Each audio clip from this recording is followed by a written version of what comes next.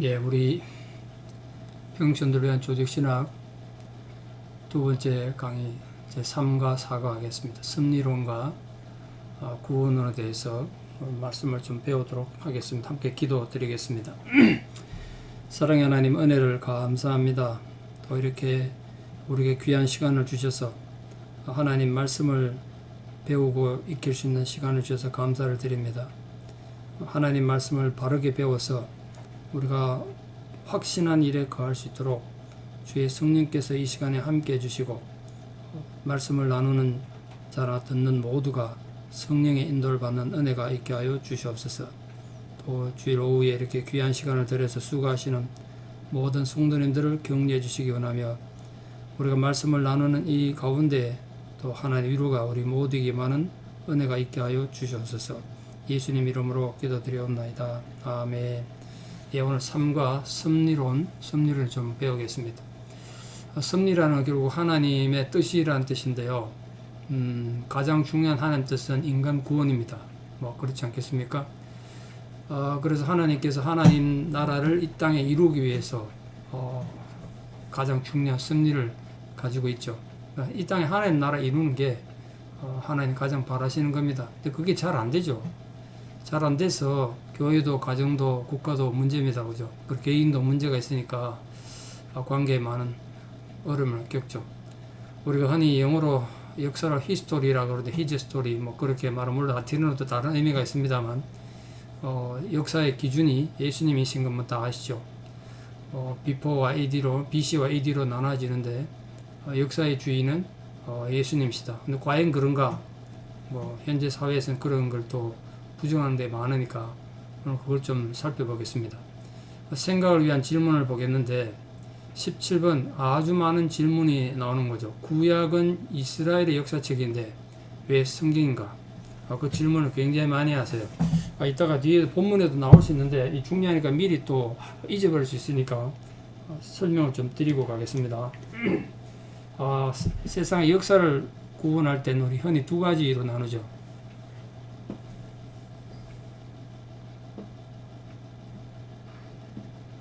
역사가 이렇게 계속 돌고 돈다고 생각하는 흔히 말하는 윤회 사관이 있어요. 역사는 돌고 돈다고 생각하죠. 불교보다 많이 그렇죠. 근데 우리는 기독교는 그렇지 않습니다.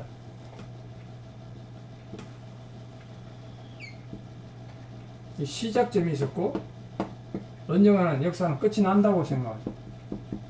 그래서 이거를 종말사관이라고 합니다. 종말 역사관. 세상에는 뭐 복잡하게 정치자라고 설명을 많이 합니다만 딱 두 가지뿐입니다. 근데 왜 이스라엘 역사가 성경의 이스라엘 역사인데 그걸 우리가 하나님 성경책이 되느냐?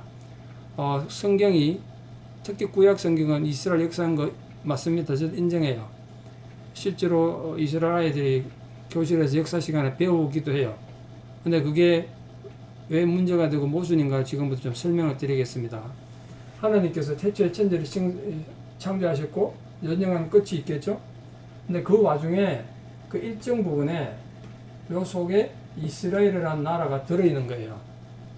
그 이스라엘 나라를 하나의 이 흘러간 역사 속에 창조부터 이제 종말까지 끝나가는 이 역사 속에 이스라엘 한 나라를 도구로 썼을 뻔해요. 예컨대 달나라로 가는 그 로켓에 굉장히 많은 부속이 있을 텐데 거기 부속 하나가 국산이라고, 뭐 국산 부속이 실제로 많이 들어가거든요. 그 로켓을 국산이라고 할 수 있습니까? 누구나 다 웃을 거예요. 그 부속 몇 개 메이드 인 코리아라고 달나라가고 지금 화성 가는 우주선을 그거 국산이라고 누가 인정해 누가 믿겠어요? 똑같은 원리예요. 이스라엘 역사가 들어간 건 맞는데 근데 이 이스라엘 역사가 왜 들어갔냐 하면 하나님의 오늘 섭리를 보여주기 위한 하나님의 섭리를 보여주기 위한 그 섭리를 위한 도구였다. 도구.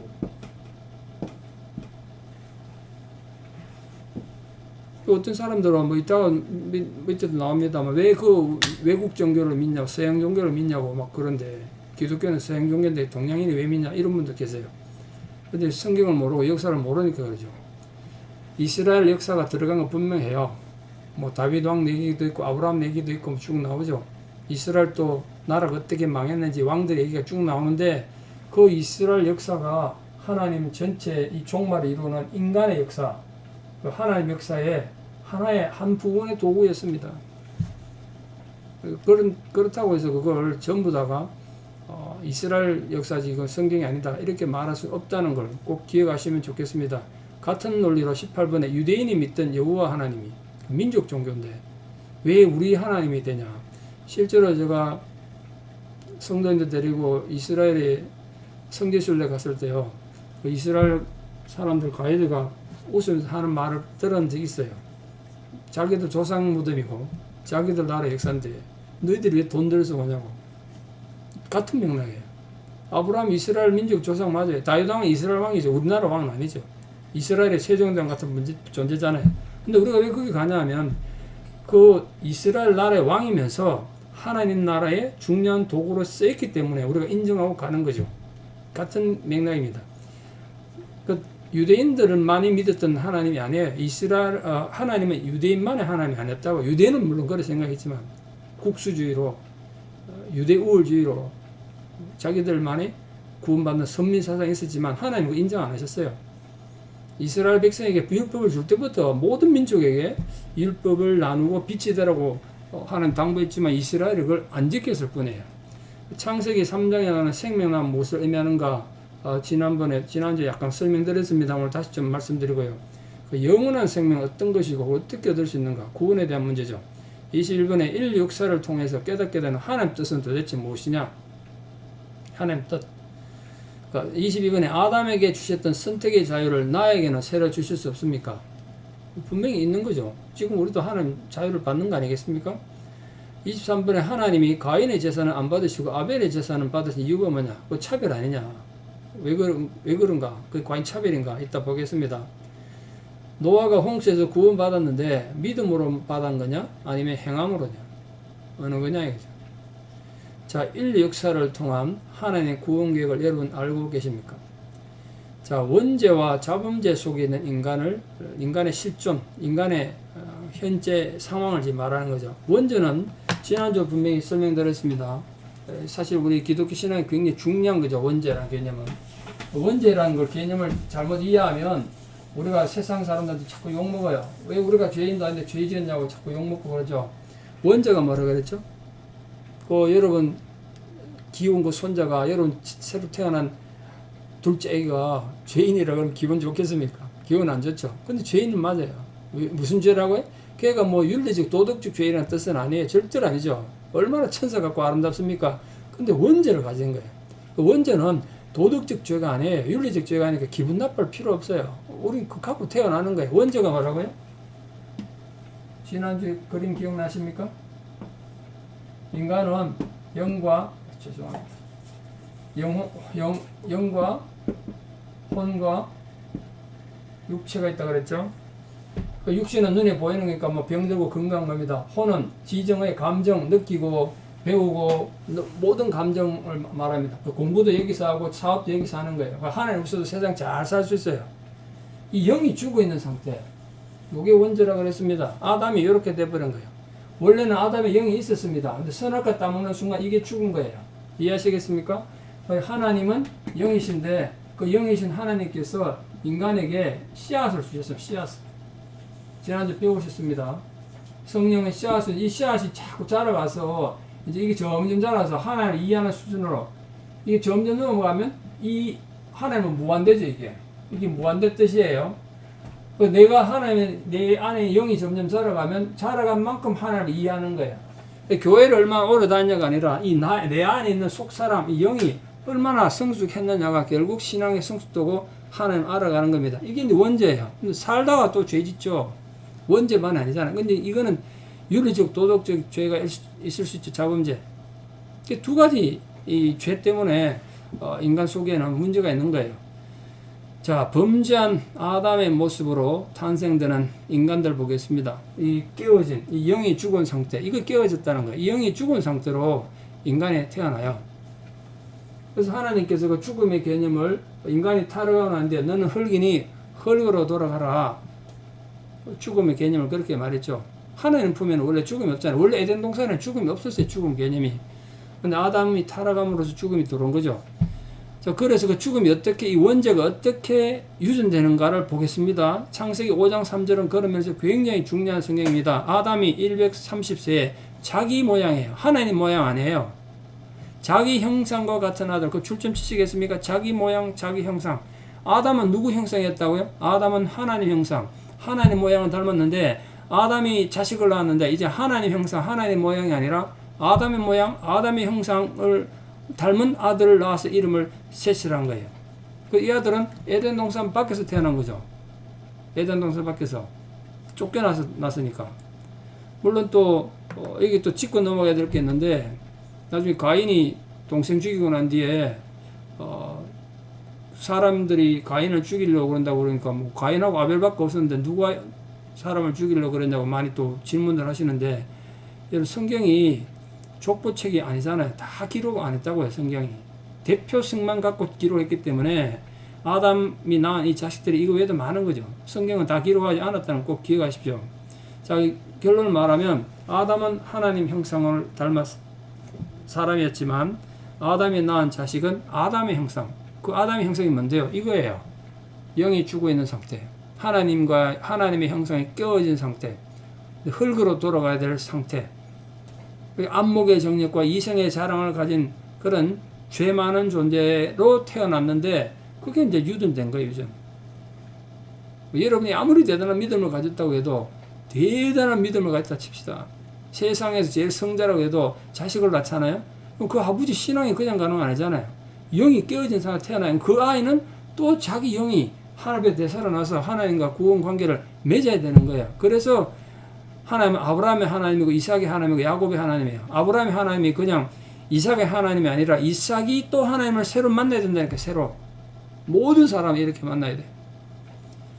자, 그 아벨이 믿음으로 제사드린 아벨을 봅시다. 깨어졌지만 하나님 형상이 남아있는 잔재가 있는 거죠. 하나님 예배하고 싶은 아담 속에 그래도 그나마 깨어졌지만 하나님 형상이 남아있는 거. 거울이 깨져도 얼굴 보면 희미하게 비치지 않습니까? 그런 모습이 지금 아벨에 남아있었던 거예요. 이제 아벨은 이제 선한 사람의 대표자로 세워진 거죠. 자, 아벨이 봅시다. 창세기 4장. 세월이 지난 후에 가인은 땅의 소산으로 제물을 삼아 여호와께 드렸고, 아벨은 자기도 양의 첫 새끼와 그 기름으로 드렸더니 여호와께서 아벨과 그 제물은 연락하셨으나, 이게 줄 좀 치시겠습니까? 아벨과 그 제물은 연락하셨으나, 하나님께서 아벨의 제물만 받은 것이 아니고 아벨 자체를 연락하셨어요. 이게 중요해요. 하나님을 믿는 믿음으로 드렸다는 거예요. 그걸 히브리서 11장에서 이렇게 해석했어요. 믿음으로 아벨은 가인보다 더 나은 제사, 그게 무슨 제사라고요? 믿음으로 드린 제사를 드림으로 하나님께 의로운 자라 하시는 증거를 얻었으니, 하나님이 그 예물에 대하여 증거하심이라. 저가 죽었으나, 형한테 맞아 죽었지만 믿음은 살아서 오히려 말한다. 그럼 왜 가인의 제사를 거부했는가? 이게 하나님 편애였는가? 자, 하나님 원망하며 불평하는 가인 봅시다. 하나님 형상을 거부하는 거죠. 이제 완전히 깨진 형상입니다. 아담이 하나님을 거부하는 모습이죠. 그 질문들 많이 하세요.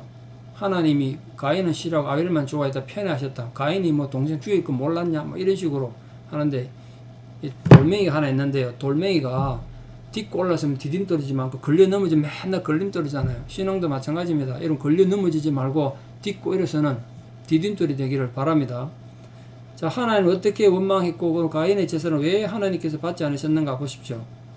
창세기 4장에 가인과 그 제물은 연락하지 않으신지라. 이게 보십시오. 가인의 제물을 안 받은 게 아니고, 어떤 사람은 가인은 곡식 제사를 드렸고 아벨은 양을 잡아 드렸기 때문에 피 흘린 제사를 드려서 아벨의 제사를 받았다는 얼토당토하는 소리입니다. 나중에 곡식 드리는 제사도 분명히 있고요. 그건 나중에 레위기에 가서 한참 수천 년 뒤에 세워질 거예요. 제사 법칙은. 거기다 적용하면 안 돼요. 가인이 하나님의 제사를 거부된 건 곡식으로 드렸기 때문이라. 여기 보십시오. 곡식으로 드렸기 때문이 아니라 가인 자체를 연락 안 하셨어요. 가인과 그 제물도 연락하지 않으신 거예요. 인간 자체가 하나님의 문제가 많았던 거예요. 이게 문제예요. 오늘 또 저와 여러분 예배 드릴 때 우리 성가대 요즘 뭐 예배도 성가대도 못합니다. 아름다운 찬양 드리고 뭐 목사가 아무리 대단한 설교를 잘해도 이게 중요한 게 아니라 여러분의 예배를 하나님 받으셔야 된다고. 여러분을 받으셔야 돼요. 그래야 여러분 예배가 되는 거예요. 너무너무 중요한 거예요. 자, 그러면 반성이 있어야 되는데 왜 하나님께서 아벨의 제사는 받으시고 나의 제사는 받지 않으셨는가? 이 반성이 있어야 되는데 가인이 뭐 했나 보세요. 가인이 심히 분하여 안색이 변하니 화가 난 거예요. 여호와께서 가인에게 이르시되 네가 분하여하면 어찌미뇨 안색이 변하면 어찌미뇨 네가 선을 행하면 어찌 낯을 들지 못하겠느냐. 선을 행치 아니하면 죄가 문에 엎드러내리라. 지금도 마찬가지입니다. 마음에 악을 품고 있으면 악이 우리 집 앞에 문에 엎드려요. 그럼 나갈 때마다 걸려 넘어지는 거지. 죄의 소원은 네게 있으나 너는 죄를 다스릴지니라. 죄의 소원은 누구에게나 있어요. 뭐 흔히 그런 말 하잖아요. 소리 안 난 총이 있으면 쏴 죽이고 싶다고 뭐 이런 말 하잖아요. 죄의 소원은 누구에나 있어요. 그걸 다스려야 돼. 죄의 소원. 하고 싶으면 다 하고 못 살잖아요. 우리는 어느 쪽이냐? 가인이냐 아벨이냐? 근데 세상은요 악한 자가 승리하는 것 같아요. 자, 동생을 살해하는 가인의 잔악성 보십시오. 가인이 그와 아벨에게 구하니라. 뭐라고 구했냐? 뭐 듣기 좋게 얘기했겠죠. 덜에 나가서 얘기 좀 하자고. 그 후에 그들이 덜에 있을 때 가인이 그 아벨을 쳐 죽였어요. 예배드리고 하나님의 제사 드리고 사람을 죽였다니까요. 그런데 이 동생을 죽인 인류 최초의 살인자를 하나님께서 징계를 안 하고 돌봐주셨어요. 이게 참 놀라운 하나님 은혜죠. 벌써 하나님이 법이 아니라 은혜가 중요하다는 걸 이 가인을 통해 보내주셨어요. 보여주셨다고요. 어떻게 해요? 창세기 4장에 가인이 여호와께 고하되 내 죄벌이 너무 중하여 견딜 수 없나이다. 생각해 보니까 자기가 동생을 죽였네. 감당 안 되는 거지 이제. 감정이 막 욱해가지고 사람 죽였는데 정신 차려나니까 어쩌다 내가 이 짓에 찌게 된 거예요. 자기 죄를 감당을 못해. 주께서 오늘 이 지면에서 나를 쫓아내시온즉 내가 주의 낯을 배웁지 못하리니 하나님 별 면목이 없죠. 내가 땅에서 피함에 유리하는 자가 될지라. 이제 정처 없이 떠돌아다니는 존재가 된 거야. 그게 불행한 거죠. 그 다음 말이 이제 논쟁이 많이 되는 거죠. 무릇 나를 만나는 자가 나를 죽이겠나이다. 사람 없는데 누가 가인을 죽이냐 이렇게 말하는 거예요. 아니란 거예요. 많다는 것은 그 외에도 아담 하와가 자식을 낳았을 것이고 그 자식들이 결혼해서 또 자식을 낳았겠죠. 그런데 여호와께서 그에게 이르실 때 그렇지 않다. 아니란 거예요. 인간에겐 인간을 심판할 권세를 안 주셨어요. 가인을 죽이는 자는 벌을 7배나 받을 것이다. 가인이 지금 동생 죽인 범죄자인데 하나님께서 그의 생명도 소중히 여기셔가지고 가인에게 손을 못 대게 했어요. 그리고 가인에게 표를 주사 만나는 누구에게든지 죽음을 면케하셨대요. 자, 이 가인의 표, 이것도 참 문제가 많은 거죠. 가인의 표가 뭘까요? 해리포터라는 소설을 썼던 조엘 그 작가가 이거 보고 이제 해리포터의 이마에다 번개표 이렇게 하는데 그 천지창조라는 영화에도 가인의 이마에다가 이렇게 번개표 하는 거 그렇게 나와요 영화에. 그런 표시겠습니까? 그거 표시 보면 사람들이 가인을 안 죽이나요? 그런 뜻은 아닌 것 같아요. 그게 바로 은혜예요, 은혜. 하나님 죄인을 용서하고 참아주시는 하나님의 은혜 표시. 오늘 우리도 그 표시 있잖아요. 우리도 죽을 마땅한 죄인들이 하나님 은혜를 사는 거 아니겠습니까? 두 번째 은혜의 사람 셋의 후손을 통해 하나님의 섭리를 보겠습니다. 그래서 이제 하나님께서 한 사람을 택하십니다. 이들을 구원하기 위해서. 그게 하나님의 섭리니까. 근데 가인의 후손들도 번영하는데 결국은 타락했어요. 가인의 후손들은 성공하는 것처럼 보이지만 모든 문화가 발달해요. 그 내용을 보겠습니다. 가인의 이 문명을 한번 보겠습니다. 창세기 4장입니다. 가인이 여호와 앞을 떠나 나가 에덴 동편 놋 땅에 가하였더니 아내와 동침하니 그가 잉태하여 에녹을 낳은지라. 그 믿음에 좋았던 에녹과 동명이인입니다. 그 에녹이 아닙니다. 에녹을 낳은지라. 가인이 성을 쌓고 그 아들의 이름으로 성을 이름하여 에녹성이라 이름했다는 거예요. 아들 이름 갖다 붙인 거 하나의 이름이 아니라. 에녹은 이라스를 낳고 이라스는 모우야엘을 낳고 모우야엘은 머드사엘을 낳고 머드사엘은 라멕을 낳았더라. 아담으로부터 이 가인 후손의 라멕이 7대손인데요. 그 7대손까지밖에 안 나오는데 그 7대손이 뭐 했는 거 보십시오. 라멕이 두 아내를 취하였으니 하나의 이름은 아다요 하나의 이름은 실라면 그 인류 최초로 일부 타치한 거죠. 성경에도 뭐 일부 타치한 믿음의 조상들이 많이 있습니다만 성경의 근본적인 정신은 일부 일체예요. 그러니까 이 라멕이 벌써 아내 2명 뒀으니까 그 아내들끼리 얼마나 갈등이 심했겠습니까? 힘든 거죠. 인류의 가장 큰 죄가 아닌가 싶습니다. 일부 자체는. 20절입니다. 아다는 야발을 낳았으니 그는 장막에 거하여 육축 치는 자의 조상이 됐고 그 아우 이름은 유발이니 그는 수금과 퉁소를 잡는 모든 자의 조상이 되었으며 실라는 두발가인을 낳았으니 그는 동, 철로, 각양, 날카로운 기계를 만드는 자요 두발가인의 누이는 나아마였더라. 지금 뭘 얘기하느냐면요, 가인이 나가서 하나님 없는 삶을 사는데 거기 후손들이 잘 되더란 거예요. 이렇게 번창해서 문명이 막 발달한 거예요.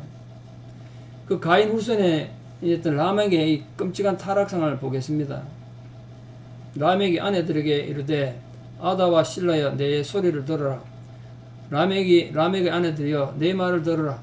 나의 창상을 인하여 내가 사람을 죽였고 나의 상함을 인하여 소년을 죽였도다. 이게 이제 성경에 등장하는 최초의 노래인데요. 이 자기 자랑, 교만의 극치를 보이잖아요. 자기 손가락 하나 다치면 그것 때문에 사람 죽이겠다는 거예요. 우리 옛날 조선시대에 종이 또 애 낳으면 또 종이 되잖아요. 노비가 되잖아요. 그 노비 자식이 주인집 애를 놀다가 주인집 애 얼굴에 상처를 냈네? 그러면 그거 죽이는 거죠. 그런 식인 거예요. 가인을 위하여는 벌이 7배일진데 하나님께서 그렇게 징계했잖아요.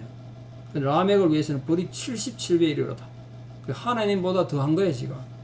하나님이 내린 규칙보다 지금 10배나 더 징벌하겠다는 교만을 이렇게 보여주셨어요. 근데 그런 상황에서 하나님께서 믿음에 놀라운 한 사람 셋을 준비하셨습니다. 셋을 통한 하나님 구원의 승리가 있는 거죠. 은혜로 주신 새로운 생명 셋을 봅시다. 셋은 어떻게 태어난가 보겠습니다.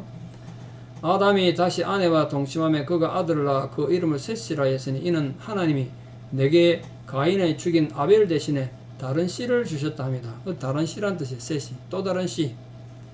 그런데 이 셋이 무엇을 했는가? 성경에 이제 최초로 등장하는 말이 있는데 셋도 아들을 낳고 그 이름을 에노스라 했단 말이에요. 그때 사람들이 비로소 여호와의 이름을 불렀더라. 여호와의 이름을 불렀더라 줄치시고요. 최초의 찬양입니다. 성경에 기록된 최초의 찬양. 하나의 이름 부를 때는 결국 찬양했다는 뜻이에요. 그 셋은 믿음의 조상이 된 거예요. 아담 다음에 이제 계속 믿음의 족보가 내려가는 그런 존재죠. 그 셋의 후손이 그 유명한 죽음을 보지 않고 하나님 앞에 성취했던 두 사람 중에 한 명이 셋의 후손이 에녹에 등장해요. 그 에녹의 거룩한 삶을 보겠습니다. 역시 아담부터 7대 손이에요. 에녹은 65세에 머두셀라를 낳고, 머두셀라는 성경에서 가장 오래 산 사람이죠. 그 머두셀라가 죽던 해에 이제 홍수가 나요. 머두셀라를 낳은 후 300년을 하나님과 동행하며 자녀를 낳았으며 그가 365세를 향수하였더라. 에녹이 하나님과 동행하더니 하나님이 그를 데려가심으로 세상에 있지 아니하였더라. 자, 이게 제가 뭐 설교할 시간이 아니니까 길게 말씀 못 드리겠습니다만 에녹의 삶의 특징은 하나님과 동행한 거였다는 거예요. 하나님과 동행하는 사람이 뭐였을까? 한번 생각해 보십시오. 모든 삶에 하나님 함께 했던 거예요. 장사를 해도 하나님 있을 거예요. 학생이 공부를 해도 하나님 있었고, 뭐 예배드리는 건 마찬가지고, 누구를 만나서 밥을 함께 먹어도, 또 구역 식구를 모여도 거기에 하나님 함께 했다는 거예요. 하나님 동행하는 사람. 그게 오늘 우리에게도 필요한 거죠. 히브리서에서 히브리 11장 에녹의 삶을 이렇게 해석했어요. 믿음으로 에녹은 믿음으로예요. 죽음을 보지 않고 옮겼으니 하나님이 저를 옮기심으로 다시 보이지 아니하더라. 저는 옮기기 전에 하나님을 기쁘시게 하는 자라 하는 증거를 받았느니라. 그 에녹의 삶이 하나님 보시기에 참 아름다웠다는 거예요. 자, 이게 이제 선택의 기로예요. 하나는 라멕의 삶이 있고요. 하나는 이 에녹의 삶이 있어요. 에녹처럼 살 것인가 라멕처럼 살 것인가. 이 시험 치면 이제 다 알 거예요. 정답 다 알죠. 근데 실제 삶은 에녹처럼 살기는 무지 어려운데 많은 사람들이 라멕처럼 살아요. 신앙인들도 마찬가지예요. 이제 이게 문제죠. 자, 그 셋의 후손이었던 이제 라멕의 이 조상은 여기까지밖에 없고 이제 셋의 후손이 계속되는 겁니다. 성경에 믿음의 후손이 내려가는 거죠. 그 셋의 후손 중에 이제 그 믿음의 사람 노아가 등장하는데 믿음의 사람 노아의 가족들을 통한 하나님 섭리를 보겠습니다. 근데 안타깝게도 이제 한 가족을 택하셔서 하나님께서 구원 계획을 생각했습니다. 원래는 아담을 통해서 구원하려고 했으면 실패했고 이제 한 가족을 선택한 거예요. 노아의 한 가족. 하나님의 아들들의 타락과 하나님의 진노를 보겠습니다. 셋의 후손들이 하나님 앞에 잘 살았으면 좋은데 이 셋의 후손들이 타락했어요. 뭐 때문에 타락했냐면 눈으로 보는 것 때문에, 그 안목의 정욕 때문에. 사람이 땅 위에 번성하기 시작할 때 이 사람은요, 가인의 후손을 말합니다. 줄치시고 이건 가인의 후손을 말해요. 가인의 후손들, 하나님 없는 백성들이 땅 위에 번성했어요. 그래서 그들에게 딸들이 났습니다. 딸들. 뭐 거기는 그 집안에 아들이 없었나 물론 있었죠. 딸들이란 개념이 중요해요. 어제도 지난주에 말씀드렸다시피 아내가 영적인 기둥이라 그랬는데 이 딸들이 우상을 숭배하고 악을 행했던 존재예요. 그런 존재가 이 하나님의 아들들과 결혼한 거예요. 하나님의 아들들 줄치시고요. 그건 셋의 후손입니다. 셋의 후손. 그 하나님의 아들들이 사람의 딸들의 아름다움을 보고 그 안목의 정령이죠. 그 아름다움을 봤어. 자기들이 좋아하는 모든 자로 아내를 삼았다. 근데 그게 이제 타락의 징조예요. 그때부터 타락하는 거예요, 인간이. 여러분, 악에는 악하게 사는 건 문제가 안 되는데 하나님 사람이 세속화되고 안목의 정을 따라가서 타락하는 건 이건 참 문제입니다. 문제예요. 자, 그래서 우리 유명한 하나님의 진노와 심판이 임하죠. 그 창세기 6장에 등장하는 홍수 심판입니다. 근데 그 가운데도 믿음으로 구원받는 노아와 그 가족들이 있죠. 노아 얘기를 좀 하겠습니다. 뭐 상식적으로 아시면 좋겠는데 그 성경과 한문이라는 책이 있는데요. 거기에 보면 그래서 그걸 건너 올라가면 결국 한민족이었다는 게 등장하는데 성경 뜻글자지 않습니까? 성경이 한자가 뜻글자인데 그 안에 성경적 개념을 가진 말이 굉장히 많아요. 그 노아를 나타내는 노홍수를 나타내는 단어가 뭔지 보십시오. 이게 배주자거든요.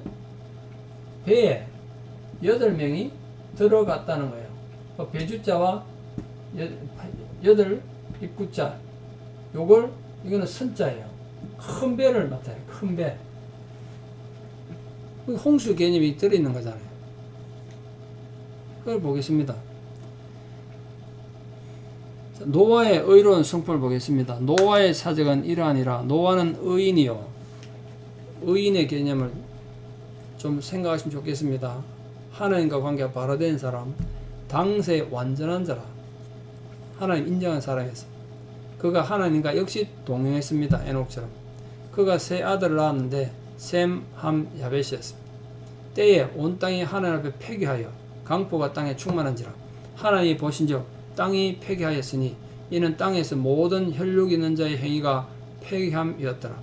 하나님이 노아에게 이르시되 모든 혈육 있는 자의 강포가 땅에 가득하므로 그 끝날이 내 앞에 이르렀으니 내가 그들을 땅과 함께 멸하리라. 너는 잣나무로 너를 위하여 방주를 짓되 그 안에 간들을 막고 방주 만들고 칸을 막으라는 거죠. 역청으로 그 안팎을 칠하라. 그래 방수가 되죠. 그 노아가 그와 같이 하되 하나님이 자기에게 명하신 대로 다 준행하였더라. 그때 방주를 만드는 거죠. 하나님 말씀에 대한 노아 가족의 순종인데 방주인데 우리 흔히 방주를 몇 년 동안 만들었다고 되어 있죠? 120년 동안 만들었다고 되어 있습니다. 근데 노아가 방주를 120년 동안 만들었다는 성경 근거는 없어요. 단 하나 있는 게 창세기 6장 3절입니다. 창세기 6장 3절 좀 적어 놓으십시오. 거기에 보면 그들의 날은 120년이 될 것이다. 앞으로 120년 동안 살 수 있을 것이다. 그 해석이 굉장히 많거든요. 인간 수명이 120세라는 뜻도 되고 하나님께서 홍수 심판하기 전에 살 수 있는 날이 120년 남았다 이런 뜻도 되는데 그 120년 남았는 그 기간 동안 방주를 만들었을 것이다 이렇게 이제 생각을 하는 거예요. 아마 그것도 어느 부분 인정하고 지지받는 분도 있는데 하나 문제가 있어요. 이 노아가 방주를 만들 때 분명히 아들들이 3명이 있었고 며느리들도 있었어요.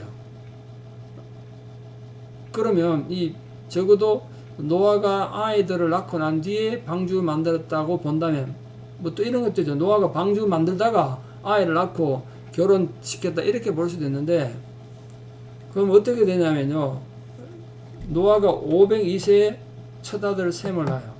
그러니까 연년생을 낳았다 쳐도 503세나 505세쯤 되거든요. 근데 노아 600세, 그러면 한 520세 된다고요. 그럼 아이가 태어난다 그러면 결혼 못 하잖아요. 502세 처음 아이들 낳아서 뭐 15세나 20세 장가 갔다 치면요, 노아 나이 500한 20, 30세 돼요. 노아 나이 600세 홍수가 오면 짧으면 70년, 많아야 80년밖에 안 돼요. 이 방주 만들 수 있는 길이가. 참고하십시오. 120년, 이 창세기 6장 3절 때문에 120년이다. 근데 거기에 120년 동안 만들었단 말은 없어요. 아닌 건 아닌 거니까 참고하시고, 여러분 계속 120년을 배워왔잖아요. 저도 그렇게 설교한 적도 있고, 그런 성경의 개념이 그래야 된다고 좀 아시면 좋겠어요. 자, 하나님 말씀에 대한 노아 가족의 순종을 봅시다. 노아 방주를 만들었거든요. 산에 만들었습니다. 얼마나 비난받았겠습니까? 동네 사람들한테. 여호와께서 노아에게 이르시되 너와 내 온 집은 방주로 들어가라. 네가 이 세대에 내 앞에서 의로움을 내가 보았음이니라. 지금부터 7일이면 내가 40주야를 40밤낮을 땅에 비를 내려 나의 지은 모든 생물을 지면에서 썰어버리리라. 요즘 지금 중국에 홍수가 나서 난리인데요. 노아가 여호와께서 자기에게 명하신 대로 다 준행하였더라. 이게 노아의 장점이죠. 하나님의 명령을 다 지켰어요. 홍수가 땅에 있을 때 노아가 600세였습니다. 그러니까 만약에 120년을 방주 지었다면 408세부터 지어야 되는데 첫 애는 502살에 낳았거든요. 노아가 아들들과 아내와 자부들과 함께 홍수를 피하여 방주로 그렇게 들어갔습니다. 자, 이제 방주로 통해서 이 가족을 통해서 8명이 들어간 거죠. 하나님께서 구원을 이루려고 했는데 어떻게 되나 보겠습니다. 이제 1년 이상 있다가 드디어 방주가 머물러서 배에서 나왔거든요. 그 은혜의 구원과 제사를 드리는 노아입니다. 하나님이 노아에게 말씀하여 가라사대 너는 네 아내와 네 아들들과 네 자부들로 더불어 방주에서 나오고, 이제 드디어 방주에서 나온 겁니다. 1년 이상 걸린 거죠. 노아가 여호와를 위하여 단을 쌓고 모든 정결한 짐승 중에서와 모든 정결한 새 중에서 취하여 번제로 단에 들었더니 여호와께서 그 향기를 흠양하시고 그 중심에 이르시되 내가 다시는 사람으로 인하여 땅을 저주하지 아니하리니 이는 사람의 마음에 계획하는 바가 어려서부터 악함이라. 내가 전에 행한 것 같이 모든 생물을 멸하지 아니하리니 땅이 있을 동안에는 심음과 거둠과 추위와 더위와 여름과 겨울과 낮과 밤이 쉬지 아니하리라. 그 인간은 처음부터 악하고 태어날 때도 악해서 계속 악을 행하는데 그때마다 내가 심판하면 이 세상에 살아남겠나. 그래서 내가 다시는 종말을 어떡하지 심판하지 않겠다. 뭐 그렇게 말씀하셨어요. 이렇게 대단한 노아였는데 알다시피 이 홍수 뒤에 포도나무 농사 짓고 포도주를 만들어 먹고 술이 취해가지고 누워 홀라당 벗고 자다가 그걸 보고 또 비웃는 둘째 아들 함을 저주를 했다는 거 아니겠습니까? 참 엄청난 실수한 거죠. 근데 놀랍게도 그런 실수를 하나님께서 그거 눈 감아 주셨나 봐요. 나중에 에스겔에 가면 2번 나오는데요. 성경에 3대 의인이 있습니다. 하나님 인정한 3대 의인 좀 적어 놓으십시오. 거기 맨 먼저 등장한 누구냐면 노아예요. 노아, 다니엘, 욥 3명입니다.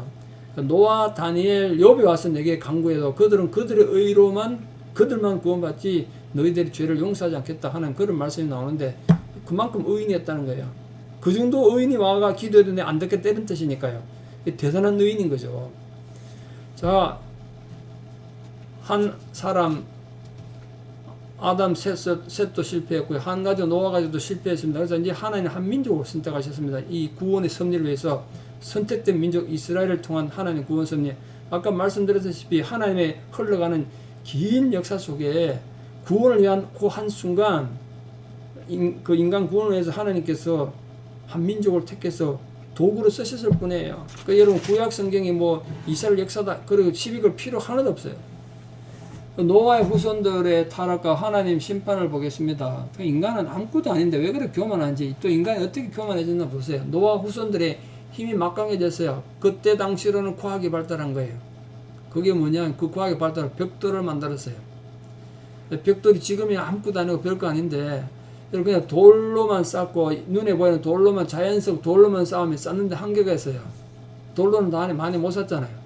근데 벽돌은 벽돌을 만든다는 건 벽돌은 마음대로 조절이 가능하니까 높이 마음대로 쌓을 수 있고 벽돌은 한정없이 만들 수 있잖아요.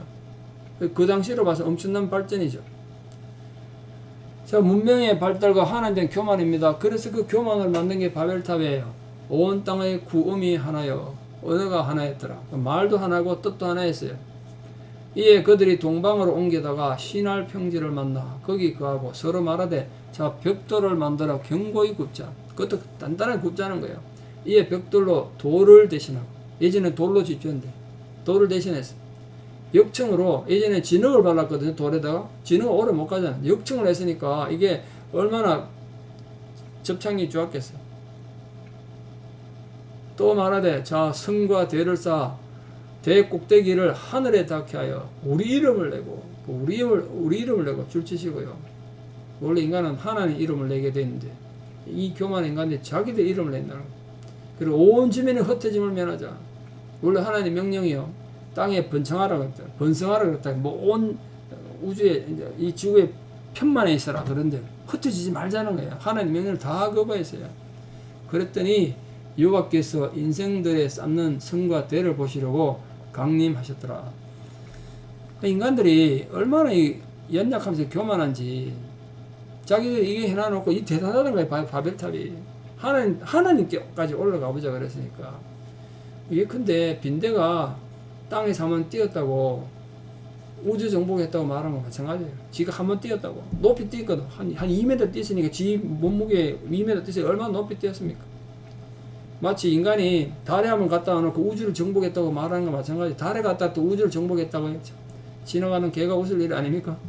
달에 한번 갔다 온다고 무슨 우주를 정복했습니까? 우리가 우주의 넓이가 얼마나 큰데. 그건 마찬가지죠. 그래서 하나님께서 그 바벨탑을 보고 심판하시는 것이 어느 혼잡의 심판이에요. 어느 혼잡.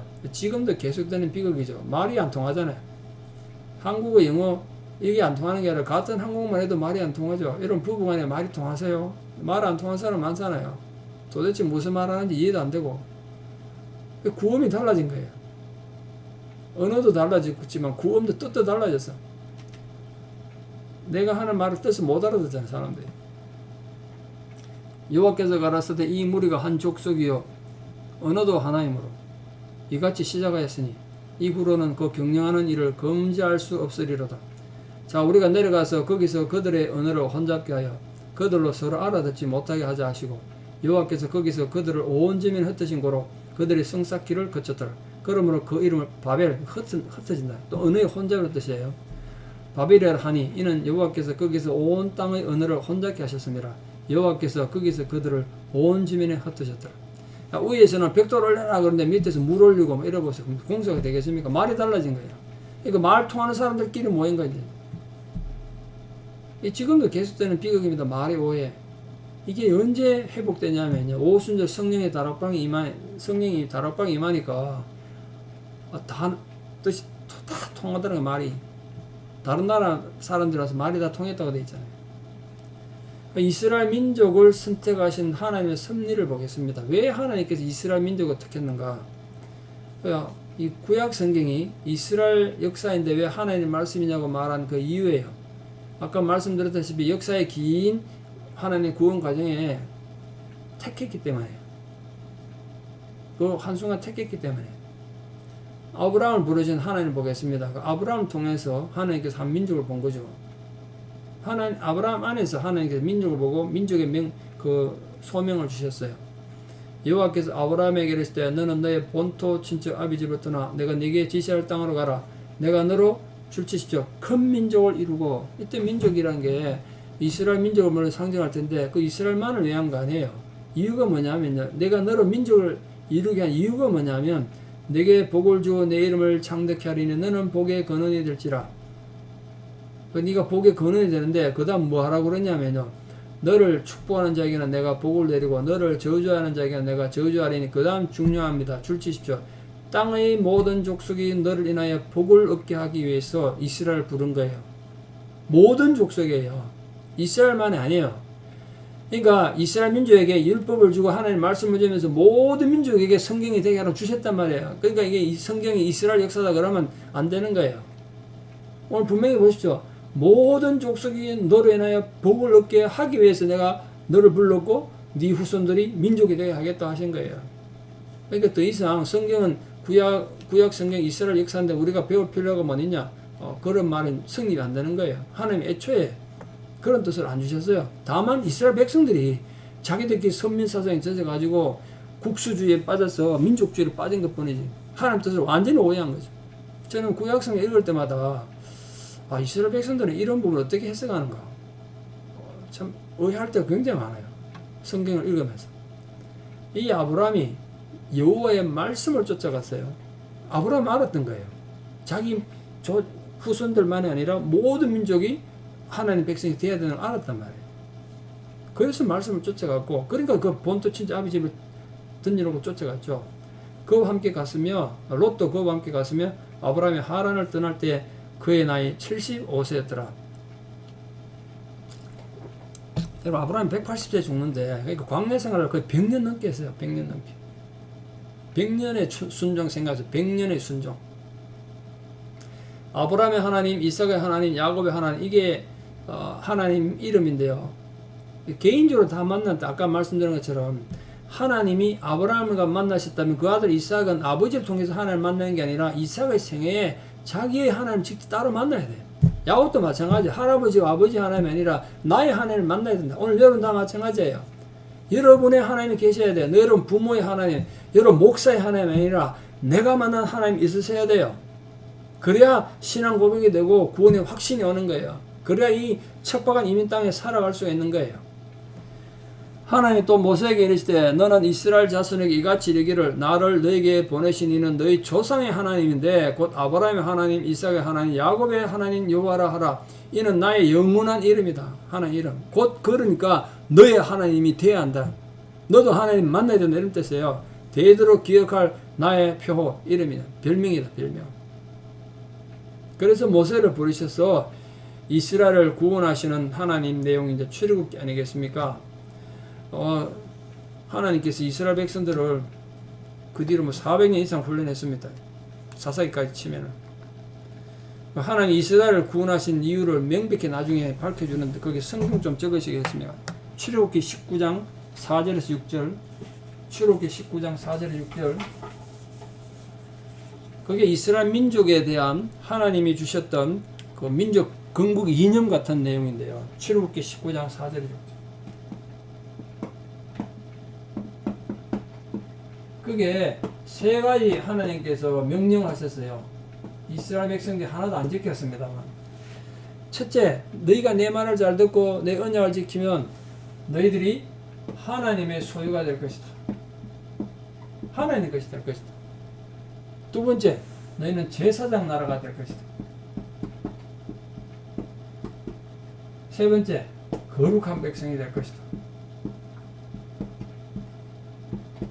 이걸 약속하셨어요. 하나님 소유가 된다는 거 좋은 거잖아요. 하나님 소유가 되니까 하나님 관심이 그거 다 가겠죠. 두 번째부터 중요해. 제사장 나라는요, 자기만을 위해서 하는 게 아니에요. 제사장이라는 게 자기를 위해 존재하는 게 아니지 않습니까? 백성들이 하나님 앞에 제사 드리고 죄 용서받도록 해주는 사람이잖아요. 너희들이 다른 나라들이 하나님 앞에서 복받게 하고 다른 나라 백성들이 하나님을 발견하도록 길잡이 역할하고 축복의 통로가 되고 그런 존재. 그게 제사장 나라예요. 너희 한 명이 제사장이 아니라 너희 나라 전부가 모든 인류를 위한 제사장 나라가 되는 것. 이게 출애굽할 때 준 10계명 나오기 전에요. 출애굽할 때 준 하나님 법칙이라. 그리고 거룩한 백성이 돼야 된다. 하나님 아는 그런 백성이 돼야 돼. 근데 그거 실패했죠, 이스라엘 백성. 그 뒤에 이제 가나안을 입성해서 가나안 들어가서 이스라엘 왕국 건립하는 그 이제 출발점이 여호수아 아니겠습니까? 왜 가나안에 들었냐?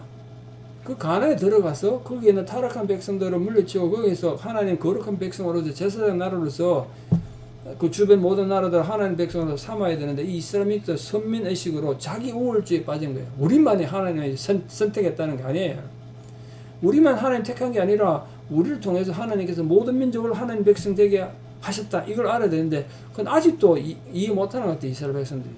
그러니까 몇 년 전인가 이스라엘 국방부 장관이 외신 기자들 앞에서 이스라엘 안전을 위해서라면 다른 모든 민족은 몰살시켜도 좋다 이래가지고 막 외교 분쟁이 됐다고요. 자기밖에 없는 거예요. 이스라엘 정말 잘못해서 한 거예요. 성경 하나님은. 인간은 그걸 실패했기 때문에 생명나무로 오셔야 했던 분이 예수 그리스도시에요. 모든 인간이 실패했어요. 희망이 없어요. 그래서 새로운 희망을 오신 분이 예수님이세요. 그게 하나의 섭리란 말이에요. 선택된 민족 이스라엘의 타락과 새로운 구원 계획입니다.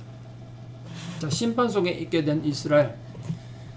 하나님 세우신 왕들 중에 다윗은 하나님 마음에 합했던 사람이지 않습니까? 찬송도 잘했고 능력도 있었고 하나님 보호 가운데 있었는데 근데 그 아들 때 솔로몬에 가서부터 나라가 벌써 쇠퇴한다고요. 참 문제가 있죠. 그러니까 그 창세기 11장까지는 원역사라 그래가지고 모든 민족의 내용이죠. 창세기 1장에서 11장은 원역사라고 합니다. 모든 민족의 역사예요. 근데 창세기 12장부터 말라기까지는 이 이스라엘 역사 맞아요. 이스라엘 역사. 그 이스라엘 말 자체가 아시다시피 하나님을 이긴 자 이런 뜻 아닙니까? 하나님을 이긴 자. 이름이 무슨 이름 무슨 뜻 이름이?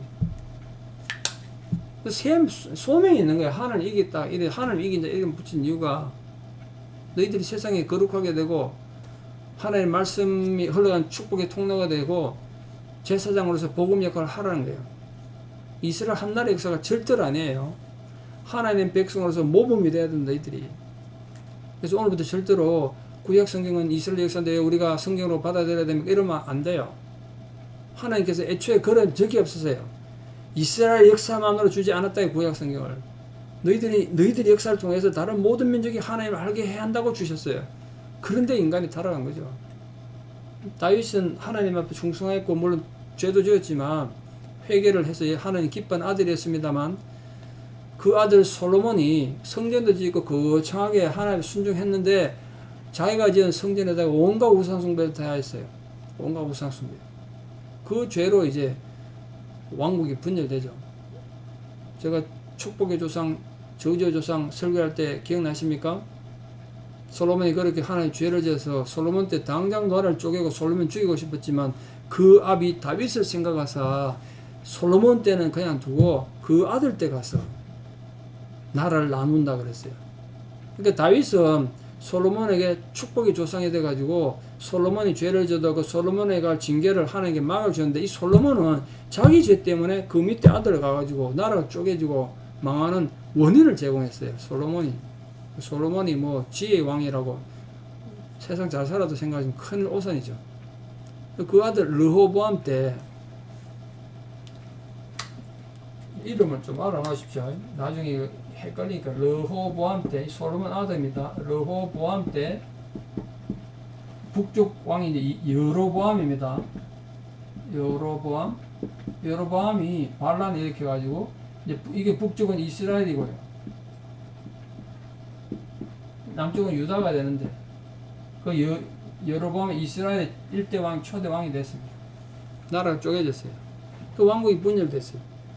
그 왕국이 분열돼가지고 유다, 이스라엘 그렇게 싸우기도 하고 그런데 이렇게 쪼개져가지고도 하는 징계로 쪼개져가지고도 유다, 뭐 이스라엘은 말할 것도 없고 이스라엘은 11명 왕이 있었는데 전부 다 악한 왕이에요. 한 명도 선한 왕이 없어요.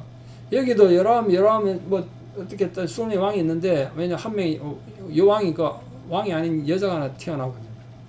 근데 그 중에 한 9명 정도는 선한 왕이 나와요. 나머지는 다 악을 해요. 그 중에 이스라엘 왕들보다 더 악한 왕이 머나세라 그랬잖아요. 다 실패했어요. 하나님 뜻을 실지 못했다. 그 바람에 바벨론 포로로 잡혀간 거예요. 이 바벨론 포로의 의미가 하나님 회개하도록 기회 준 거고 훈련한 거죠. 안 그랬으면 포로로 잡혀가가지고 완전히 세상에 역사도 없이 사라지게 만들었을 텐데 다시 또 돌아오게 하시잖아요. 용서하시잖아요. 그게 포로 귀환이죠. 새로운 이스라엘을 건설해요. 이스라엘 백성들이 포로에 돌아와서 그럼 그때는 잘했느냐? 이스라엘 백성들이 70년 동안 포로 생활하면서 이제가 우리가 하나님 앞에 이렇게 죄를 지었구나. 우리 바로 살아야지. 똑바로 돌아와야 되는데 포로 귀환하면서 못된 것만 또 배워요. 그 나중에 예수님과 계속 싸워요. 그것 때문에. 이스라엘이 포로 귀환 때 가져온 겁니다. 가져온 거. 포로 귀환 때 가져온 게 첫 번째가 율법 중심이에요. 율법주의. 하나님 말씀을 지키지 않고 기준에가 맨날 사람들 지적질이나고 사람들 짐이나 주고 자기들 손가락 갖다가 안 하는. 또 가져온 게 유대교라는 걸 가져와요. 유대교. 예전에 유대교라는 게 없지 않습니까? 자기 유대 민족 종교가 돼버린 거예요. 하나 더 세 번째가 이제 성전 중심이에요. 하나님 제사 중심, 예배 중심이 아니라 성전이 너무 중요해져 버린 거예요. 이 세 가지 다 때문에 예수님하고 그렇게 싸운 거예요. 아시겠죠? 선민사상도 생기고. 이 유대교는 결국 이게 유대주의로 나갑니다. 유대주의는 다른 말로 하면 선민사상 말이에요. 자기들만 구원받는다. 자기들만 하나님 사랑과 보호를 받는다는 선민사상이에요. 우리도 그러면 큰일 납니다. 우리 예수 믿는 우리만 아니라 하나님 모든 가시면 모든 백성이 구원받는 거예요. 포로기한 나와서 새 이스라엘 건설했는데도 이 성전 숭배하고 율법주의 나와가지고 예수님 그렇게 괴롭혔어요. 그 새로운 노력도 실패하고 신앙은 변질됐습니다. 은혜로 회복됐는데 포로에 돌아왔는데 또 타락한 거예요. 제사장 나라로서 타락한 거죠. 성교 전당에 타락한 거예요. 그러니까 하나님 말씀을 받았는데 이스라엘 백성이 그거 가지고 뭘 할지를 몰랐던 겁니다. 참 답답하죠. 그래서 심판 속에서 계속되는 구원의 약속 보십시오. 선지자를 통해서 얼마나 약속을 주십니까? 여인의 후손이 올 것이다. 대제사장 멜기세덱이 태어날 것이다. 다 예수님을 말하는 겁니다. 이스라엘의 남은 자, 그 가운데도 믿음 가운데 사는 자, 그리고 특히 이스라엘 남은 자는 예수님을 궁극적으로 말합니다. 마지막 그분은 고난받는 종이 될 것이다. 예수 그리스도에 대한 예언하는 거죠. 그 역사의 새 기원이 되신 예수 그리스도, 왜 예수님께서 오셔야 했는가? 그 이유는 아주 간단해요. 하나님께서 다른 인간들을 통해서 구원을 세우려는 그 섭리가 인간들 때문에 다 실패했기 때문에 그래요. 인간들 때문에 다 실패했어. 그 미가서 5장 2절 좀 적으십시오. 그게 미가서 5장 2절. 그게 BC 6세기경인데요. 그때 베들레헴에서 이스라엘을 다스릴 자가 나온다. 이분은 태초부터 계셨던 분이다. 그 예언을 했습니다. 자, 인류의 모든 실패를 회복하는 생애를 좀 보겠습니다. 신앙의 잉태, 동정녀 탄생입니다. 예수님은 반드시 동정녀로 오셔야 했어요. 이유는 원죄로부터 단절되기 위해서. 예수님 개인이 만약에 마리아와 요셉의 그 결혼 관계로 태어났다면 문제가 뭐냐 하면요. 예수님도 원죄를 가지고 태어난다고요. 이해하시겠죠? 그럼 예수님도 죄인이에요. 죄인이 어떻게 구원자가 되고 메시아가 돼서 안 돼요. 인류 구원을 못 돼요. 예수님께서 마리아에게 태어나긴 했지만 잉태가 인간이 아닌 성령에서 잉태됐기 때문에 원죄가 유진이 안 되는 거예요. 그 원죄를 깨뜨린 거예요. 그리고 우리 모든 인류의 죄도 그래서 깨뜨릴 수 있는 거예요. 거긴 좀 적어 놓으십시오. 이사야 7장 14절. 이사야 7장 14절, 그 BC 7세기인데요. 이사야 7장 14절이 이제 동정녀 탄생에 대한 예언이 있는 겁니다. 이게 논쟁이 되는 본문인데요. 이사야 7장 14절.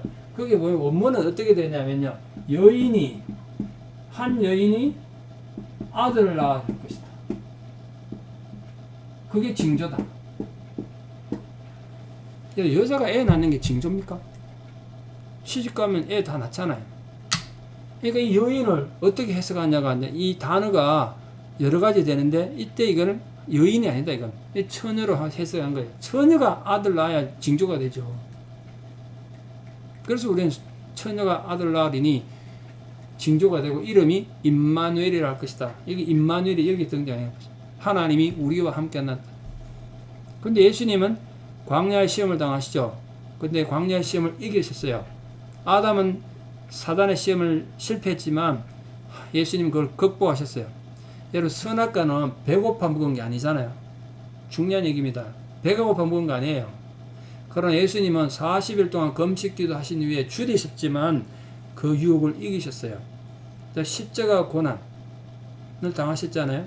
그 인간들의 누적된 죄가 다 해결된 곳이 그곳이에요.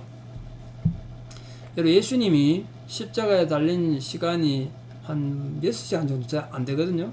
그 일찍 돌아가셨어요. 아침 9시 달리셔서 오후 3시 돌아가셨으니까 굉장히 빨리 돌아가신 거예요. 왜냐하면 보통 한 일주일 이상 사람이 달려 있거든요.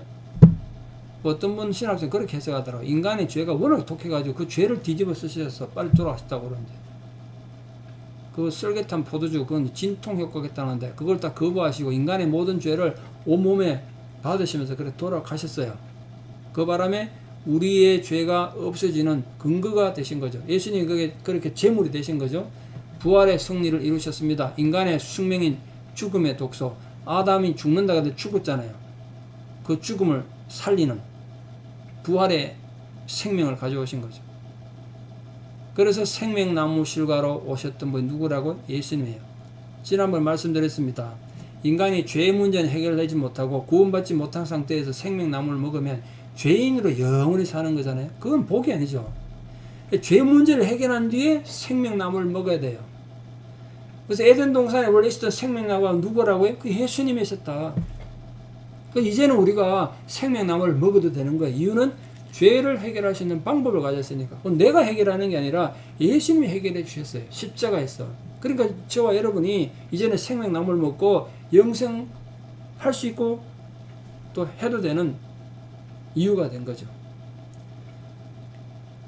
그래서 노아도 아브라함도 이때를 바라보고 메시아가 오셔가지고 원죄가 해결되고 인간들이 구원받는 걸 바라보고 부러워했다는 거예요. 우린 대단한 거예요. 당대 노아, 아브라함 이런 사람이 보고 상상만 받고 직접 보지 못한 우리는 성경을 통해 보니까 진실로 진실로 너에게 이르노니 믿는 자는 영생을 가졌나니 곧 이미 가졌습니다. 생명의 떡이로다. 너희 조상들은 광야에서 만나를 먹어서 죽었거니와 이는 하늘로서 내려온 떡이니 사람으로 하여금 먹고 죽지 아니하게 하는 것이다. 이 떡이라는 건 예수님을 영생을 말하는 거죠. 생명의 떡. 나는 하늘로서 내려온 산떡이다. 산떡. 물론 빵입니다. 보면은 알톤의 빵이에요. 사람이 이 빵을 먹으면 영생하리라. 근데 우리는 예수님 통해서 영생하는 거예요. 이제 죽음이 해결된 거죠. 나의 줄 떡은 곧 세상의 생명을 위한 내 살이로다. 예수님 살이, 이게 십자가를 상징하는 거 살이로다 하시니라. 이러므로 유대인들이 서로 다투어 가로되 이 사람이 어찌 능히 제 살을 우리에게 주어 먹고 하겠느냐. 예수께서 이르시되 내가 진실로 진실로 너에게 이르노니 인자의 살을 먹지 아니하고 인자의 피를 마시지 아니하면 너희 속에 생명이 없느니라. 내 살을 먹고 내 피를 마신 자는 영생을 가졌어요 이미. 그리고 마지막 날에 내가 그를 다시 살리리니 그때 이제 영원한 영생이 되는 거죠. 내 살은 참된 양식이요 내 피는 참된 음료로다. 내 살을 먹고 내 피를 마시는 자는 내 안에 거하고 나도 그 안에 간다. 함께 사는 거예요. 이게 이게 임마누엘이에요. 임마누엘. 살아계신 아버지께서 나를 보내심에 내가 아버지로 인하여 사는 것 같이 하나님과 예수님이 하나로 사는 것처럼 우리도 예수님으로 인하여 산다는 거예요. 나를 먹는 그 사람도 나를 인하여 살리라. 이젠 그래서 우리 안에 성령이 계신 거예요. 이것은 하늘로서 내려온 떡이니 조상들이 먹고도 죽은 그것과 같이 아니하여 이 떡을 먹는 자는 영원히 살리라. 이제 생명나무는 누군지 아시겠죠? 그러므로 사망 속에 있는 자들은 생명실과를 먹어야 됩니다. 때가 올 때까지 숨겨진 구원의 길. 예수님은 이제 성천하셨지만 성령으로 항상 우리와 함께 계십니다. 예수님은 육신으로는 2000년에 한 번만 오셨죠. 계속 오시면 곤란하잖아요. 또한 예수님이 성천 안 하시고 계셔서 우린 예수님 만나러 맨날 비행기 타고 이스라엘을 가야 돼요. 예수님은 한 번만 오셨어요. 그래서 예수님 만날 수 있는 때가 있는 거예요. 그 때라는 건 크로노스는 그냥 2000년, 2000년 흘러가는 때를 크로노스라고 그러면 결정적 순간, 예수를 만날 수 있는 결정적 순간은 그걸 때를 말할 때 그게 카이로스라고 그래요. 카이로스. 적을까요? 크로노스와 카이로스. 크로노스는 흘러가는 시간입니다. 그냥 일반적인 시간이고 세월 이런 뜻이고 카이로스는 결정적 순간입니다. 결정적 때 구원의 때는 구원의 때. 그러니까 여러분 차차 예수 믿겠다 안 되는 거예요. 내일 내가 어떻게 될 줄 알고요. 내일 나를 어떻게 안다고요? 한참도 모르는데. 믿을 수 있는 시간은 정해져 있다는 꼭 기억하십시오. 자, 생명나무의 길을 지키신 하는 뜻이 무엇인가? 이 섭리론이 이 전체 과에서 제일 좀 깁니다. 자, 여호와 하나님이 가라사대 이 사람이 선악을 아는 일에 우리 중 하나같이 되었으니 그가 그 손을 들어 생명나무 실과도 먹고 영생을 가노라. 지난 말씀드렸죠? 죄 있는 상태에서 영생하는 하나님이 보시기 좋은 것도 아니고 우리에게 저주의 여호와 하나님이 에덴 동산에서 그 사람을 내어보내어 그의 근본된 토지를 갈게 하시니라. 이같이 하나님이 그 사람을 쫓아내시고 에덴 동산 동편에 그룹들과 두루도는 하얀검을 두어 생명나무의 길을 지키게 하시니라. 하나님 계획이 하셨던 거예요. 인간을 구원하기 위해서, 아담을 구원하기 위해서. 그때는 생명나무를 못 먹겠어요. 그 때를 기다리시는 예수님 뜻이 무엇인가 보십시오. 그 형제들이 예수께 이르되 당신이 행하는 일을 제자들도 보게 여기를 떠나 유대로 가소서. 스스로 나타나기를 구하면서 묻혀서 일하는 사람이 없나니 이 일을 행하려 하거든 자신을 세상에 나타내소사니 이는 그 형제들이라도 예수를 믿지 아니함이라. 예수께서 가라사대 내 때는 아직 이르지 아니하니까. 이때도 이제 여기만 카이로스예요. 물론 그 당시 6월절을 의미하기도 합니다만 너희 때는 늘 준비됐다. 너희들 구원 얻을 수 있는 때가 있으니까 세상이 너희를 미워하지 못하되 나를 미워하나니 이는 내가 세상의 행사를 악하다 증감이라. 너희는 명제에 올라가라. 나는 내 때가 아직 차지 못하였으니 이 명제를 아직 올라가지 아니하노라. 이 말씀하시고 갈릴리에 머물러 계시니라. 이때 6월절 때냐 아니면 뭐 하나님 구원의 문을 였을 때냐 하나님 주권의 때냐 뭐 어느 건 상관없는데 예수님이 말씀하신 건 구원 얻을 때가 있다는 겁니다. 그럼 우리 각자에게 주신 생명의 길을 봅시다. 예수 그리스도께서 오신 이유가 뭐냐? 요한복음 3장 16절. 저는 이걸 천국행 티켓이라고 표현합니다. 천국 가는 티켓. 인물이 얼마나 잘생기고 못생기고 아니고 얼마나 똑똑하고 뭐 많이 배웠냐 부자냐 가난냐 의미 없이 티켓 있으면 비행기 타고 열차 타고 가는 거 아니겠습니까? 이 티켓 가지면 누구든지 천국 가는 거예요. 요한복음 3장 16절. 하나님이 세상을 이처럼 사랑하사 독생자를 주셨으니 이는 저를 믿는 자마다 멸망치 않고 영생을 얻게 하려 하십니다. 에덴 동산 안에 있던 생명의 나무를 먹게 하셨습니다. 아들을 믿는 자는 영생이 있고 아들을 순종치 아니하는 자는 영생을 보지 못하고 도리어 하나님의 진노가 그 위에 머물러 있느니라. 요한복음 3장 36절입니다. 하나는 3장 16절이고 새롭게 가르친 영생의 의미가 뭐냐? 요한복음 17장 3절. 영생이란 곧 유일하신 참 하나님과 그가 보내신 자 예수 그리스도를 아는 것입니다. 아는 것. 아는 게 힘이에요. 그때 안다는 말이 야다란 말이야. 야다. 히브리어. 기노스코예요. 기노스코. 헬라로. 이게 원래는 뜻이 관계 맺어. 관계 맺어서 아이를 안 낳는다 이런 뜻이거든요. 관계에 맺어서 아이를 낳다. 그러니까 하나님과 예수 그리스도를 안다는 게 그냥 이론을 아는 게 아니라 그만큼 밀접한 관계라는 뜻이에요. 그러게 영생이라. 하나님 아는 게 영생이에요. 여러분. 그럼 뒤집어서 하나님 모르는 게 죄라니까요. 원조가 그런 거잖아요. 그럼 우리는 어떤 상황에 놓여 있는가? 첫째 아담은 무죄했습니다. 첫째 아담, 원래 아담이 처음 만들 때는 죄가 없었죠. 무죄 상태였죠. 그러나 불순종해서 죄가 들어온 거잖아요. 창조 시 무죄 상태였단 말이에요. 가만히 있으면 영생을 누렸죠. 그럼 하나님 거역함으로 사망 상태 빠졌습니다. 영이 죽었다는 했잖아요. 우리의 현재 상태와 믿음의 결단이 필요하니요. 신앙에는 결단이 필요해. 삶의 방향을 바꿔야 되죠. 출생 시에는 사망 상태로 태어나요. 아담이 영이 죽은 상태로 태어나. 가만히 있으면 사망으로 죽는 거예요. 영이 죽는 거예요. 생명나무의 실과를 먹어야 영생으로 나갑니다. 다시 말해 예수 그리스도를 누구든지 어느 때가 되면 자신의 구세주로 고백해야 돼요. 부모 신앙 고백을 안 되는 거예요. 내가 나중에 내 입으로 예수님 나의 예수의 구주라고 고백해야 한다 말이에요. 지금 이 시간에 예수님 여러분 다 영접하셨다고 믿고요. 고린도후서 6장 1절 2절 밑에 보시다. 우리가 하나님과 함께 일하는 자로서 너희를 권하노니 하나님의 은혜를 헛되이 받지 마라. 가라사대 내가 은혜를 베풀 때 너를 듣고 구원의 날에 너를 도왔다 하셨으니 보라 지금은 은혜 받을 만한 때요. 보라 지금은 구원의 날이로다. 이 구원을 말하고 있죠. 지금 구원받다. 지금 뒤를 미루지 마십시오. 요한복음 5장 24절 29절 있습니다. 내가 진실로 진실로 너희에게 이르노니 내 말을 듣고 또 나 보내신 이를 믿는 자는 첫째 1번 하십시오. 영생을 얻었어요. 이미. 두 번째 심판에 이르지 않아요. 우리는. 세 번째 사망에서 생명으로 옮겼어요. 사망 영이 죽었다 영혼이 죽었다 원죄 상태에서 생명의 상태로 옮겨졌습니다. 족보가 바뀐 거예요. 지옥 갈 지옥행 특혜를 갖고 있다가 천국 시민권자가 된 겁니다. 지옥 시민권자가 천국 시민권자가 됐습니다. 족보가 바뀌었습니다. 진실로 진실로 너희에게 이르노니 죽은 자들이 하나님의 아들의 음성을 들을 때가 오나니 곧 이때라. 듣는 자는 살아나리라. 아버지께서 자기 속에 생명이 있음 같이 아들에게도 생명을 주어 그 속에 있게 하셨고 또 인자됨을 인하여 심판하는 권세를 주셨느니라. 이를 기이 여기지 말라.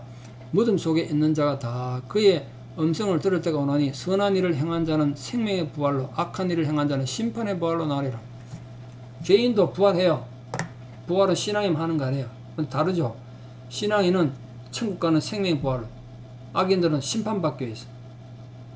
자, 영생이 뭐라고요? 24절을 보면 영생을 얻을 것입니까? 얻을 것입니까? 이미 시작됐어요. 영생은. 그다음 무엇을 영생 얻습니까? 하나님의 말씀을 듣고 순종함으로. 다시 말해 예수 그리스도를 믿음으로.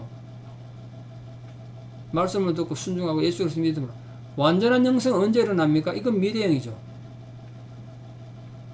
요한계시록 2장 7절 점정을 했어요. 계시록 2장 7절. 귀 있는 자는 성령이 교회에 하는 말을 들어라. 들어. 그 이런 봄에 복숭아 열매가 맺히잖아요. 그 복숭아 맞습니까? 분명히 복숭아 맞아요. 근데 그게 진짜 복숭아 맞습니까? 아니에요. 복숭아가 먹을 수도 없고요, 팔 수도 없어요. 복숭아 맞는데 복숭아가 아니야. 그게 지금 우리 구원의 개념 같아요.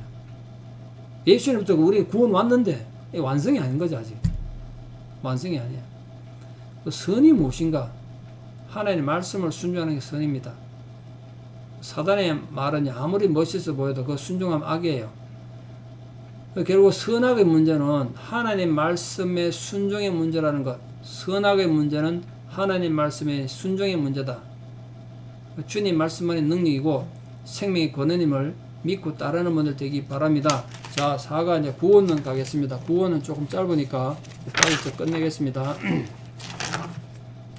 죄는 뭐고 회개는 뭔가? 어찌 보면 굉장히 중요한 거 아니겠습니까? 자, 생각을 한 질문 봅시다. 기독교는 왜 모든 사람을 자꾸 죄인이라고 그러는가? 그래서 독단직이라고 그러고 요즘 정말 하죠. 죄에 대한 개념을 몰라서 그래요.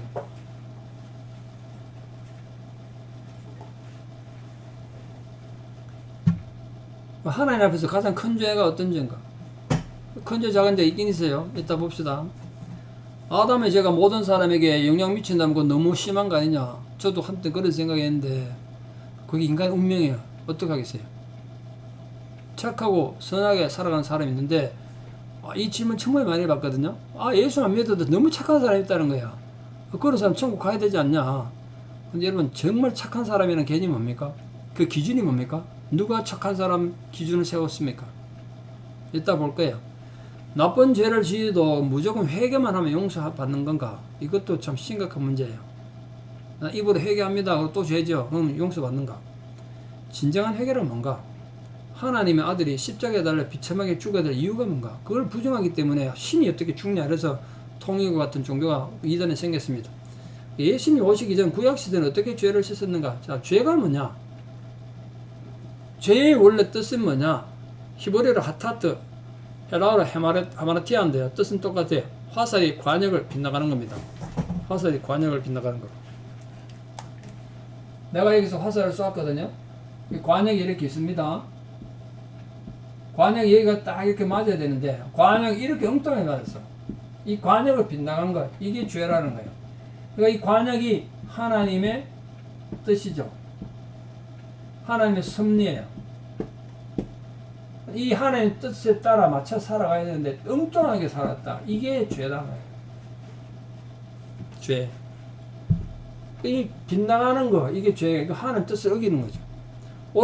이게 올바른 길인데 올바른 길에서 벗어나는 것. 본연의 자리에서 이탈하는 거다. 이게 죄라는 거예요. 이 단어를 신앙적 의도에서 사용할 때 어떤 의미가 있는가? 죄는 결국 하나님과의 관계 문제예요. 율법적 죄가 아니에요. 율법은 어떻게 지키겠습니까? 세상 법하고 다른데요. 그 율법 이전에 하나님 물론 양심을 주셨죠. 그 이 단어를 세상적 의도로 사용할 때는 또 어떤 의미가 있는가? 그 신앙적 의도에서 죄라는 건 말씀을 어긴 거예요. 하나님의 말씀을.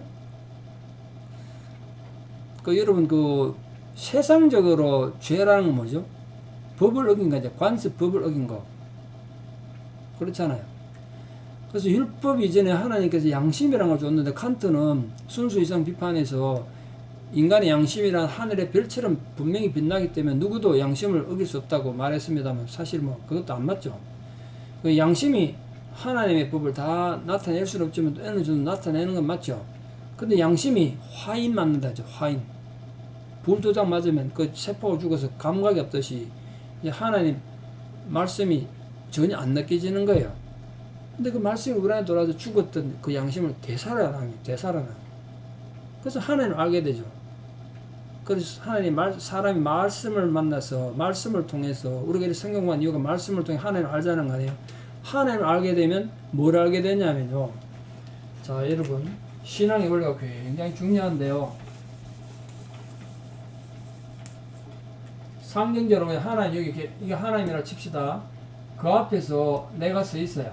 그러니까 하나님 앞에서 이 하나님 앞에서 나의 존재가 누군가 아는 것. 이걸 이제 겸손이라고 했습니다. 하나님 앞에서 내 존재를 아는 게 겸손해요. 사람이 하나님을 알지 않습니까? 첫째, 하나님을 알면 두 번째 뭘 아느냐 하면요. 나를 알게 돼요. 세 번째, 세상을 알게 돼요.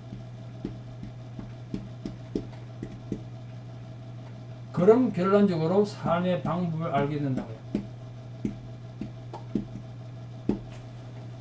이거 건너뛰면 안 된다고요. 하늘 아래 나를 알고 세상을 알게 되고 어떻게 살 건가 비법이 생긴 거예요. 그래서 우리가 이제 성경을 하는 이유가 거기에 있습니다. 왜 모든 사람이 죄인인가? 죄가 뭔지를 알아야 치유가 되지 않겠습니까? 환자를 치료할 때 병 원인을 알아야 치료를 하죠. 자꾸 죄를 윤리적 죄, 도덕적 죄로 하면 안 됩니다. 또 기준이 인간이 아니에요. 죄에 대한 기준은 하나님의 기준이세요. 우리 인간도 자꾸 상대적 의의를 빠지잖아요. 상대적 의의. 인간은 상대적 의의를 빠져. 내가 그러던 니보다 낫다 이거야. 도토리 키적이죠. 우리 교회 안에서 그래도 내가 니보다 낫다고 이렇게 자꾸 생각하시면 안 된다는 거예요. 그러니까. 원죄 때문에 죄인입니다. 원죄는 더 설명 안 들어도 아시겠죠 이제. 원죄란 아담의 범죄가 영이 죽어 있는 그 상태가 모든 인력에 미치는 영향을 말합니다. 우리 신앙인은 원죄에 대해서 분명히 이해를 하고 계셔야 돼요. 안 그러면 본인도 혼란에 빠지고 옆에 예수 안 믿는 사람도 자꾸 혼란에 빠뜨려요. 아담이 하나님과 단절된 후 모든 후손들이 하나님과 관계 끊어진 상태로 출생했다 그랬지 않습니까? 옆에 적으십시오. 창세기 5장 3절. 거기에 아담의 형상을 닮은 자녀가 출생되어 있잖아요. 아담의 형상. 다시 말해서 하나님의 형상이 깨어진 영이 죽은 상태. 그게 아담의 형상. 그러므로 모든 인간들은 태어날 때부터 하나님에 대해서 모르게 태어나요. 하나님 몰라. 하나님 알아야 되는데. 그게 죄야. 이걸 원죄로 합니다. 하나님 모르는 거. 조상으로부터 또 유전된 죄가 있습니다. 왜 인간이 죄이냐면 첫째는 원죄가 있고요. 두 번째는 유전된 죄. 이 공동체죄입니다. 공동체죄. 문화적 죄가 있죠. 관습의 죄. 조선시대에 가졌던 한국에 아직도 남아있죠. 남전 예배 사상. 요즘도 뭐 성적인 문제가 지금 한국이 시끄러운데요. 이 관습의 죄죠. 유전된 거예요, 이게. 아담이 자기 모양대로 자녀를 낳았으므로 하나님의 모양과 형상의 완전한 모습 속에 이 타락한 이성과 부패한 의지가 완전히 스며들었죠. 그래 태어난 거죠. 조상들이 저질렀던 범죄와 이웃이 범하는 죄악들이 구주악 줄치시고, 구주악에 대해서, 구주악이란 아무리 노력해도 죄를 지을 수밖에 없는 걸 구주악이라고 그래요. 예컨대 어떤 해적이 선교사를 만나서 예수를 믿게 됐어요. 근데 자기가 내가 해적하니 나쁜 짓 했구나. 그래 해적선에 돌아가가지고 하나님 앞에 기도하면서 하나님 내가 하나님 앞에 열심히 기도하면서 해적을 하겠습니다. 그럼 되겠습니까? 지가 아무리 노력해도 해적으로 있는 한, 해적선에 타고 있는 한 죄를 지을 수밖에 없는 구조. 그게 구조악이에요. 구조악. 그래서 사회악에 잘못된 걸 교회가 나서서 너 잘못됐다고 지적해야 되는 게 정치적인 것이 아니라 잘못됐다고 지적해야 되는 거예요. 그 구조악을 깨뜨리기 위해서요. 구조하게 돼서 우리를 죄악 속에 살게 해요. 그 다음에 나 자신이 범한 죄, 자범죄죠, 자범죄. 여기 아까 질문 28번 다시 보십시오. 착하고 선하게 살아가는 사람들도 많은데 그런 사람 천국 가야 되지 않을까? 여기에서 답이 있습니다. 얼마나 선한 사람이 있는가? 하나님의 거룩하심에 비춰볼 때 나는 행동, 생각, 말로 많은 죄악을 지어왔습니다. 자, 도대체 누가 의인인가? 여러분, 사람은요, 생각하는 건 우리 죄로 생각 안 하잖아요. 생각으로만 죄 짓는 거. 그러나 예수님은 생각하는 것 자체도 죄라 그랬어요. 간음하는 생각만 하면 간음한 자다, 그게. 탐심을 가지면 도둑자고, 미워하면 살인이다. 똑같다. 칼질로 사람 죽이는 거나, 마음을 미워하는 거나, 우린 그건 별로 감각이 없죠. 하나님 법정이 똑같다 그랬어요. 만약에 생각과 행동과 또 말로 하루 한 번만 죄 지어도 그 사람은 대단한 인격자일 거예요. 훌륭한 인격자야. 그래서 만약 하루에 그래서 생각, 말, 행동 3번 죄 진다 치고요. 365일 아닙니까? 그게 70년, 만약 70세 산다면 이 아주 인기 훌륭한 공자 정도 되는 사람이면 이 사람이 평생 몇 번 죄를 짓냐면 76,650번 죄 져요. 이게 아까 말한 착하고 선한 사람, 이 착하고 선한 사람이 살아요. 얼마나 많은 죄를 짓는데 인간이 알면서. 많은 죄를 지어야 인간이 죄인이 되는 거 아니에요. 경찰서 앞에 이 사람 국가에서 찾는다고 해서 해상 수배 해놓은 거 있지 않습니까? 그 사람들이 국법을 다 어겼어 가네. 딱 하나 어기면 그래 되는 거예요. 그래서 인간은 죄인이에요. 모든 인간은 죄인이에요. 하나님 나라는 거룩하신 하나님이 계신 곳이므로 이런 죄를 가지고는 도저히 갈 수 없습니다. 도저히 갈 수 없습니다. 어떻게 이 지은 죄를 씻을 수 있는가? 첫째, 죄의 삭은 사망이므로 로마서 6장 23절요. 6장 23절. 죄는 저절로 안 없어져요. 제가 DT에서 훈련 받을 때요. 제 간사분이 미국 백악관에서도 일했던 대단한 분이시던데 내가 그때 말을 잘못했어요. 야, 미국은 대학교 학비도 공짜로 내고 참 좋다고 이렇게 했더니 이 사람 정세라고 아주 신사하고 나이스했는데 그때는 그 말을 나도 화를 내면서 저한테 얘기하더라. That's not free 이러더라고. 그 공짜가 아니라는 거야. 누군가가 네가 내지 않았지만 누군가는 대신 냈다는 거야. 아, 그것도 충격받았어. 아, 그렇구나.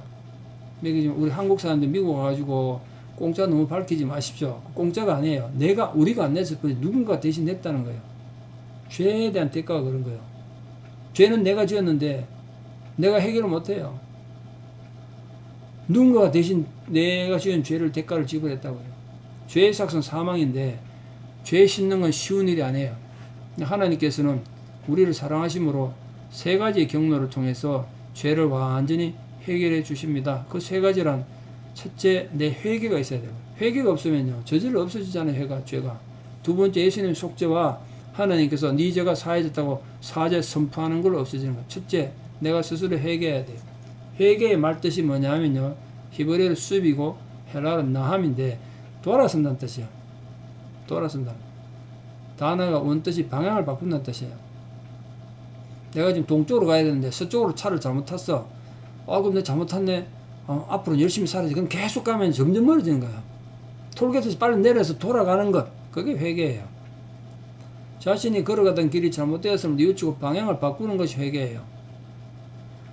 신앙에서는 자기가 자신의 뜻대로 살던 모든 것을 뉘우치고 하나님 뜻대로 살겠다고 결단한 행동을 회개라고 그래요. 회개. 아시겠습니까? 돌아가는 거. 그 불교에서도 나무아미탑을 관세음 봐서 그 뭔 뜻이냐면 나무가 돌아간다는 뜻이에요. 귀한데 그 산스크리트거든요. 산스크리트. 나무 어디로 돌아간다고? 아미타불한 때로. 그 아미타불은 정토불이라는 건데 인간을 깨끗하게 한다는 부처를 말해요. 뭐 1000년인가 2000에 한번 태어났다는 부처인데 그 아미타불 정토불한테로 돌아간다. 그 부처한테 나를 도와줘서 내가 정토불로 돌아가서 내가 죄 없는 존재가 되게 하더라고 비는 게 나무아미타불이에요. 회개의 종류가 있습니다. 회심은 컨버트는 평생에 한 번 하는 거죠. 예수 안 믿던 사람이 예수 믿고 자기 죄인을 고백하는 거죠. 삶의 방향을 하늘 향해 살지 않는 사람이 하늘께 돌아오는 거죠. 탕자 비유에서 아버지께로 완전히 돌아가는 거죠. 근본이 방향전환입니다. 그럼 그 뒤에 죄 안 짓습니까? 탕자가 그 뒤는 죄 안 짓을까요? 또 죄 져요. 또 죄 져요. 목사는 죄 안 지을까요? 죄인이에요. 저도 죄 져요. 여러분 죄 안 짓습니까? 죄 다 알아요. 여러분 죄인인 거. 죄 지을 거예요. 그것도 어떻게 하느냐? 그것도 자백하는 거예요. 자백. 그건 confession이라고 그래요. 그것도 물론 회개란 뜻해요. 하나님께 대한 잘못과 이웃에 대한 과오를 때때로 뉘우치고 돌아서는 것. 회심해도 또 실수하니까 또 죄져요. 그래서 만일 우리가 우리 죄를 자백하면, 자백임, 자백. 저는 미쁘시고 의로워서 우리 죄를 사하시며 모든 불의에서 우리를 깨끗게 하실 것이다. 두 번째, 죄의 대가를 지불해야 돼. 그래서 속죄죠, 속죄. 죄는 반드시 지불해야 용서받습니다. 피를 흘려야 용서받는 인간의 죄입니다. 죄인이 원래 자기가 죽어가지고 자기 피를 뿌려야 되는데 자기가 못 죽으니까 이제 대신 동물이 죽는 거예요. 레위기 10장에 육체의 생명은 피에 있으며 내가 이 피를 너에게 주어 단에 뿌려, 단에 뿌리는 대수하는 겁니다. 대신 뿌려서 뿌려 너희 생명을 위해 속하게 하였나니 대속이죠. 대신 죽었다. 내가 죽어야 되는데 생명이 피에 있으므로 피가 죄를 속하느니라. 대속이겠죠. 예수님 이전의 속죄 방법은 레위기 1장에 보면 산 생명을 대신 들여서 내 대신 죽는, 내가 죽어야 되는데 내 대신 동물이 죽는 거죠. 그 대속의 길이죠. 이스라엘 자손에게 고하여 이르라. 너희 중에 누구든지 여호와께 예물을 드리려거든 생축 중에서 소나 양으로 예물을 드릴지니라. 그 예물이 소의 번제이면 흠없는 수컷으로 해망문 여호와 앞에 연락하시도록 주칠십시오. 연락하시도록 해요. 하나님이 연락돼야 돼요. 받을만 하셔야 돼요. 잘못 드리면 안 된다고. 그가 그 다음에 가장 중요한 게 번제 뭐에 줄치십시오. 머리에 안수할지니 그리하면 연락되어 그를 위하여 속죄가 될 것이라. 그러니까 구약의 제사 때도 소가 죽고 양이 죽는 게 중요한 게 아니었어요. 그 앞에 연락돼야 되고 머리에 안수하는 과정이 중요해요. 안수를 뭐 하느냐? 그게 회개기도거든요. 하나님, 내가 지난 한 해 동안 이런저런 죄를 지어서 내가 죽어 마땅한데 내가 죽지 못하고 내 대신 이 소가, 이 양이 죽습니다. 이 소, 양이 죽을 때 내가 죽은 것처럼 하나님 인정하셔서 내 죄를 용서해 주시옵소서. 내가 회개합니다라는 그 회개 기도가 안수예요. 그게 더 중요했던 거예요. 이 제물 드리는 것보다. 이해하시겠습니까? 가난한 사람들은 비둘기를 사서 바치가 그 비둘기 살 돈 넘는 사람은 산에 가서 산비둘기 잡아왔어라도 바쳐라. 그럼 누구도 예외가 없었어요. 이 죄에 대한 번제는. 왜? 모든 건 죄인이니까. 누구도 예외가 없었어요. 시편 51편 17절에 보면요. 뉘우치는 마음이 중요해요. 회개는. 입으로 되는 게 아니에요. 그 제사도 중요하지만 더 중요한 건 회개하는 마음이에요. 하나님의 구하시는 제사는, 예배는 상한 심령, 줄치시고 그 회개라는 거예요. 마음이 상해야 돼. 아, 내가 이렇게 죄를 지었구나. 상한 심령이라. 하나님이여 상하고 통회하는 마음, 회개하는 마음을 주께서 멸시치 아니하시리다. 예수님 자신이 이루신 속죄의 제사입니다. 그래서 우리는 이제 더 이상 양잡고 소잡을 필요 없어. 예수님 몸이 십자가에서 우리 죄를 위한 제물이 되어 죽으신 거예요. 완전한 속죄를 이루신 거죠. 그 십자가 보면 우리가 하나님 사랑이 얼마나 큰지를 알 수 있고, 하나님 사랑이 큰지, 두 번째는 우리 죄가 얼마나 무서운지, 예수님이 죽을 정도가 됐겠어요. 흠없는 자신을 제물로 드렸습니다. 여러분, 예수님은 십자가 죽은 거 아니잖아요. 수없이 많아서 십자가 달려 죽었습니다. 예수님 십자가 사건 이전에도 수없이 십자가 많이 있었어요. 근데 왜 예수님의 십자가만이 의미를 가지는가? 의인의 죽음이라 그래요. 하나님의 죽음이라 그래요. 그리스도께서 장래 좋은 일의 대제사장으로 오사 손으로 짓지 아니한, 이 창조물이라는 겁니다. 손으로 짓지 아니한, 곧 이 창조에 속하지 아니한, 이 창조에 속하지 아니한 동정녀로 오신 예수님 몸을 말해요. 더 크고 온전한 장막으로 말미암아 염소와 송아지의 피로 아니하고 오직 자기 피로 영원한 속죄를 이루사 단번에 성소에 들어가셨느니라. 염소와 황소의 피와 및 암송아지의 죄로 부정한 자에게 뿌려 그 육체를 정결하게 하여 거룩히 하거든. 하물며 영원하신 성령으로 말미암아 흠없는 자기를 하나님께 드린 그리스도의 피가 어찌 너희 양심으로 죽은 행실에서 깨끗하게 하고 살아계신 하나님을 섬기지 못하겠느냐. 또 이런 질문이 있어요. 그리고 예수님이 의인이라 치자. 예수님이 2000년 전에 죽으셨는데 그 2000년 전에 죽으신 그 예수 때문에 어떻게 모든 인류가 구원받느냐. 그것도 질문해요. 거기는 답을 좀 드릴게요. 예컨대 어떤 아버지가 죽으면서 막단 유산을 아들한테 줬어요. 유산을 줬거든요. 근데 유산이 너무 커가지고 거기 이자만 갖고도 내가 받아먹고 살았어요.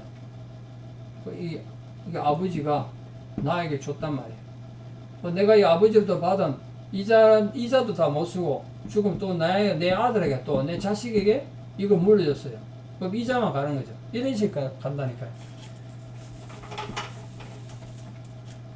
이 저울에, 이 평행 저울에 이쪽에 모든 인간의 죄를 올려놓고 이쪽에 예수님, 하나님이신 예수의 피가 있단 말이에요. 죽음. 어느 게 무거울까요? 어느 게 더 가치 있겠습니까? 저울 올리면 이쪽이 내려간다니까 이게 더 가치 있다. 왜? 하나님의 죽음이니까. 모든 인간의 죄를 예수님의 피가 충분히 해결할 수 있는 거죠. 그 얘기를 한 겁니다. 우리를 하나님 앞에서 의가 되게 하셨습니다. 고린도서 5장 21절에 하나님이 죄를 알지도 못하신 자로 우리를 대신하여 죄를 삼으신 것은 우리로 하여금 저의 안에서 하나님의 의가 되게 하려 하심이라. 그래서 예수님께서 엘리 라마 사박다니 하나님 나의 안에 왜 나를 버리셨나이까 그렇게 답답해 하면서 죽으셨는데 우리 죄를 회개하기 위해서죠. 우리 죄를 해결하기 위해서. 죄인인 우리가 예수님의 십자가를 통해서 의인이 되게 하셔서 하나님 의가 되게 했다는 말이에요. 그 하나님의 판결을 받아야 완전한 용서가 이루어집니다. 하나님 재판을 통해서 우리가 의인이 되는 거죠. 우리의 사죄의 권한은 누구에게 있는가? 그 하나님께 있습니다. 하나님에게만. 함께 앉은 자들이 속으로 말하되 이가 누구에게 죄도 사하는가? 예수님 보고 비판했다는 거예요. 예수께서 여자에게 이랬을 때 네 믿음이 너를 구원하시니 평안히 가라. 사죄의 능력이 있음을 보여주셨습니다. 하나님이 예수님을 왜 이 땅에 보내셨는가? 정죄가 아니에요. 심판하기 위해서가 아니라 구원하기 위해서. 하나님의 세상을 이처럼 사랑하사 독생자를 주셔서 이는 저를 믿는 자보다 멸망치 않고 영생을 얻게 하라 하시면 그 다음 보십시오. 하나님이 그 아들 세상에 보내신 이유는 세상을 심판하려 하심이 아니요 저를 말미암아 세상이 구원을 받게 하려 하심이라. 저를 믿는 자는 심판을 받지 아니하는 것이요 믿지 아니하는 자는 하나님의 독생자의 이름을 믿지 아니함으로 벌써 심판을 받은 것이니라. 자, 여기서 인간이 하나님의 은혜로 구원받는다 그랬는데 우리 칼빈의 이중예정론이라 들어보셨나요? 이중예정론. 전 어릴 때 교회에서 많이 배웠습니다. 이 칼빈이 기독교 강요에서 저게 기독교 책이 있는데 이게 무슨 뜻이냐면 구원받을 자와 저주받을 자 나눠져 있다는 거예요. 이래 배우면 많을 거예요. 이거는 절대로 안 해요. 칼빈이 제네바 시장하면서 목사도 하고 이렇게 했는데 보니까 전도해도 안 받고 아무리 해도 구원을 받지 않는 인간이 있는 걸 보고 교회 안에서 성도가 아무리 가르쳐도 안 되는 인간 보고 저 인간은 하나님께서 저주받도록 예정된다고 이런 식으로 설명했어요. 그런데 아니에요. 예정이 맞아요. 맞기는. 이중 예정이 아니고 요 이중 예정이 아니라니까. 하나님의 예정은 맞아요. 무슨 예정이냐? 모든 인간은 예수 그리스도를 통해 구원받도록 예정됐어요. 하나님은 에스겔서도 그렇고 여러 군데에서 나는 모든 인간이 구원받기를 원한다는 말이 얼마나 많은데요. 이 이중 예정이 아니에요. 참고하십시오. 자, 하나님께서는 어떤 방법으로 우리에 대한 사죄 선포하셨습니까? 그리고 세상의 법정에서도 검사는 자꾸 죄인에게 죄를 막 들춰내잖아요. 그 변호사가 막 방어하지 않습니까? 제가 보기에 우리가 하나님 법정에서 하나님이 재판관이면서도 우리 변호사 같아요. 여호와께서 말씀하실 때 오라 우리가 서로 변론하자. 우리 변호하신다. 너희 죄가 주홍 같을지라도 눈과 같이 휘어질 것이요 진홍같이 붉을지라도 양털같이 되려. 그렇게 깨끗하게 된다고 말씀하셨어요. 사죄의 선포의 말씀을 기억하십시오. 여러분. 나 곧 나는 나를 위하여 하나님을 위하여 우리 죄의 허물을 도말한다. 도말 이거야. 이게 도말. 지금 이게 도말. 도말이었어. 근데 글자 안 보이잖아요. 죄현재가 안 보여 이제. 이게 도말이에요. 예를 들어서 출장 갔던 아버지가 아빠하고 아들이 뛰어나온다 보니까 시궁창에 놀다 와서 온몸이 오물이야. 아빠는 오랜만에 와서 아들 안고 싶은데 안을 수가 없잖아. 너 나를 위하여 가서 씻으라는 거 이해되시겠어요? 나를 위해서, 하나님을 위해서 네 가서 좀 씻거라. 그 말이 하나님을 위하여 너의 재물 흠을 씻겠다는 거예요. 왜? 내가 너를 안고 싶으니까. 이해되시겠습니까? 네 죄를 기억하지 아니라. 자, 내가 네 허물을 빽빽한 구름이 사라진 같이 네 죄를 안개에 사라진 같이 도말하 했으니 너 내게로 돌아오라. 내가 너를 구속했다. 구속은 짧게 말하면 감옥 가는 거고요. 구속하면 풀리는 겁니다. 동이 서에서 먼 것 같이 우리 죄가를 우리에게서 멀리 옮기셨으면 그 설명하고 내 지구관을 갖다 놔서 동이 서에서 멀다는 게 뭐뜻일까요, 여러분? 무슨 개념이겠습니까? 자, 여러분 보시고 이쪽이 동쪽이고 서쪽입니다. 이래더라고요. 여기 동쪽이 서쪽이잖아요. 맞죠? 이 동쪽입니다. 동이 서에, 이 동이 서에 있어요. 그럼 이렇게 돌리면 왜 됩니까? 이 동과 서는요, 절대로 못 만나요. 왜냐하면, 비행기 타고 여기 가 있으면 또 동선 또 있잖아요. 돌아보세요. 동이 서에서 멀다는 건 멀리 떨어졌다는 뜻이 아니고 영원히 못 만난 뜻이에요. 우리 죄를 영원히 못 만나는 곳으로 보내셨다. 얼마나 감격적인 말입니까? 이번에 10장에 또 저희 죄와 저희 불법을 내가 다시 기억하지 아니라 거기 동이 서에서 먼 것처럼 하셨으니 이것을 사하셨은즉 다시 죄를 위하여 제사 드릴 것이 없느니라. 골로새서 2장. 또 너희의 범죄와 육체의 무할례로 죽었던 너희를 하나님이 그와 함께 그 주치시고 예수님입니다. 그와 함께 살리시고 우리에게 모든 죄를 사하시고 우리를 거스리고 우리를 대적하는 의문, 차용정서를 말합니다. 차용정서. 우리 돈 빚짐에 얼마 빚자 적는 그거 의문. 쓴 정서를 도말하시고, 그러니까 이제 빚지는 게 없어진 거죠.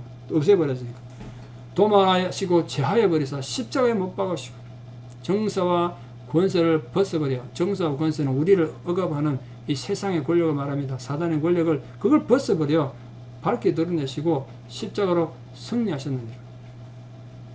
자, 구원의 확신이란 뭡니까?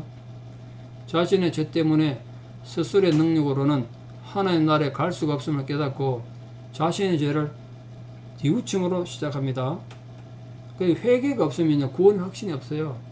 교회를 오래 다녀도 회개 확신이 없는 이유는요, 구원의 확신이 없는 이유는 회개가 없어서 구원의 확신이 없어요.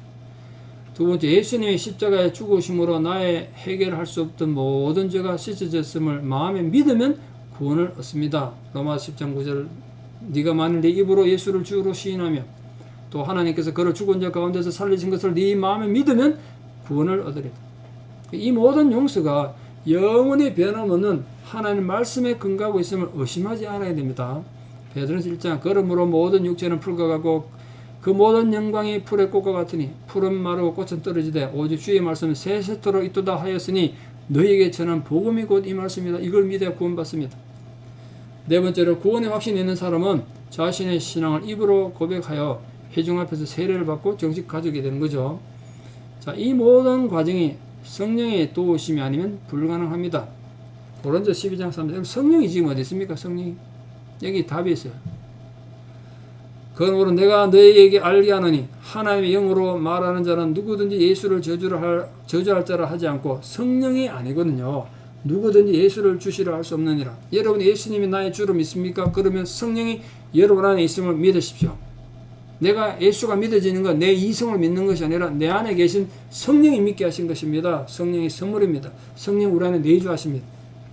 그렇다고 성령이 내 마음대로 움직이는 게 아니라 내가 성령 앞에 순종할 때, 나도 성령론 할 때 하겠습니다만 그때 성령 충만이 되는 거죠. 그러니까 여러분 성령이 내 안에 내장을 믿으십시오. 성령은 영입니다. 양이 아닙니다. 성령 충만은 내가 전적으로 그분 앞에 순종하는 것을 말합니다. 자, 이렇게 우리 섭리론과 구원에 대해서 오늘 배워보셨습니다. 함께 기도하고 마치겠습니다. 사랑의 하나님의 은혜를 감사합니다. 하나님 나라를 우리 안에 이루기 원하시는 하나님의 귀한 섭리로 말미암아 죄인 가운데 연약한 저희들이 주님의 제자로 하나님 백성으로 부름받아 이렇게 구원에 이르게 하신 은혜를 감사드립니다. 우리가 이 구원의 확신을 가지고 우리들만 예수 믿는 것이 아니라 이 복음을 세상에 전함으로 함께 구원을 이루는 은혜가 우리 모두에게 있게 하여 주시옵소서. 예수님 이름 받들어 감사하며 기도드리옵나이다. 아멘. 여러분 수고하셨습니다. 감사합니다.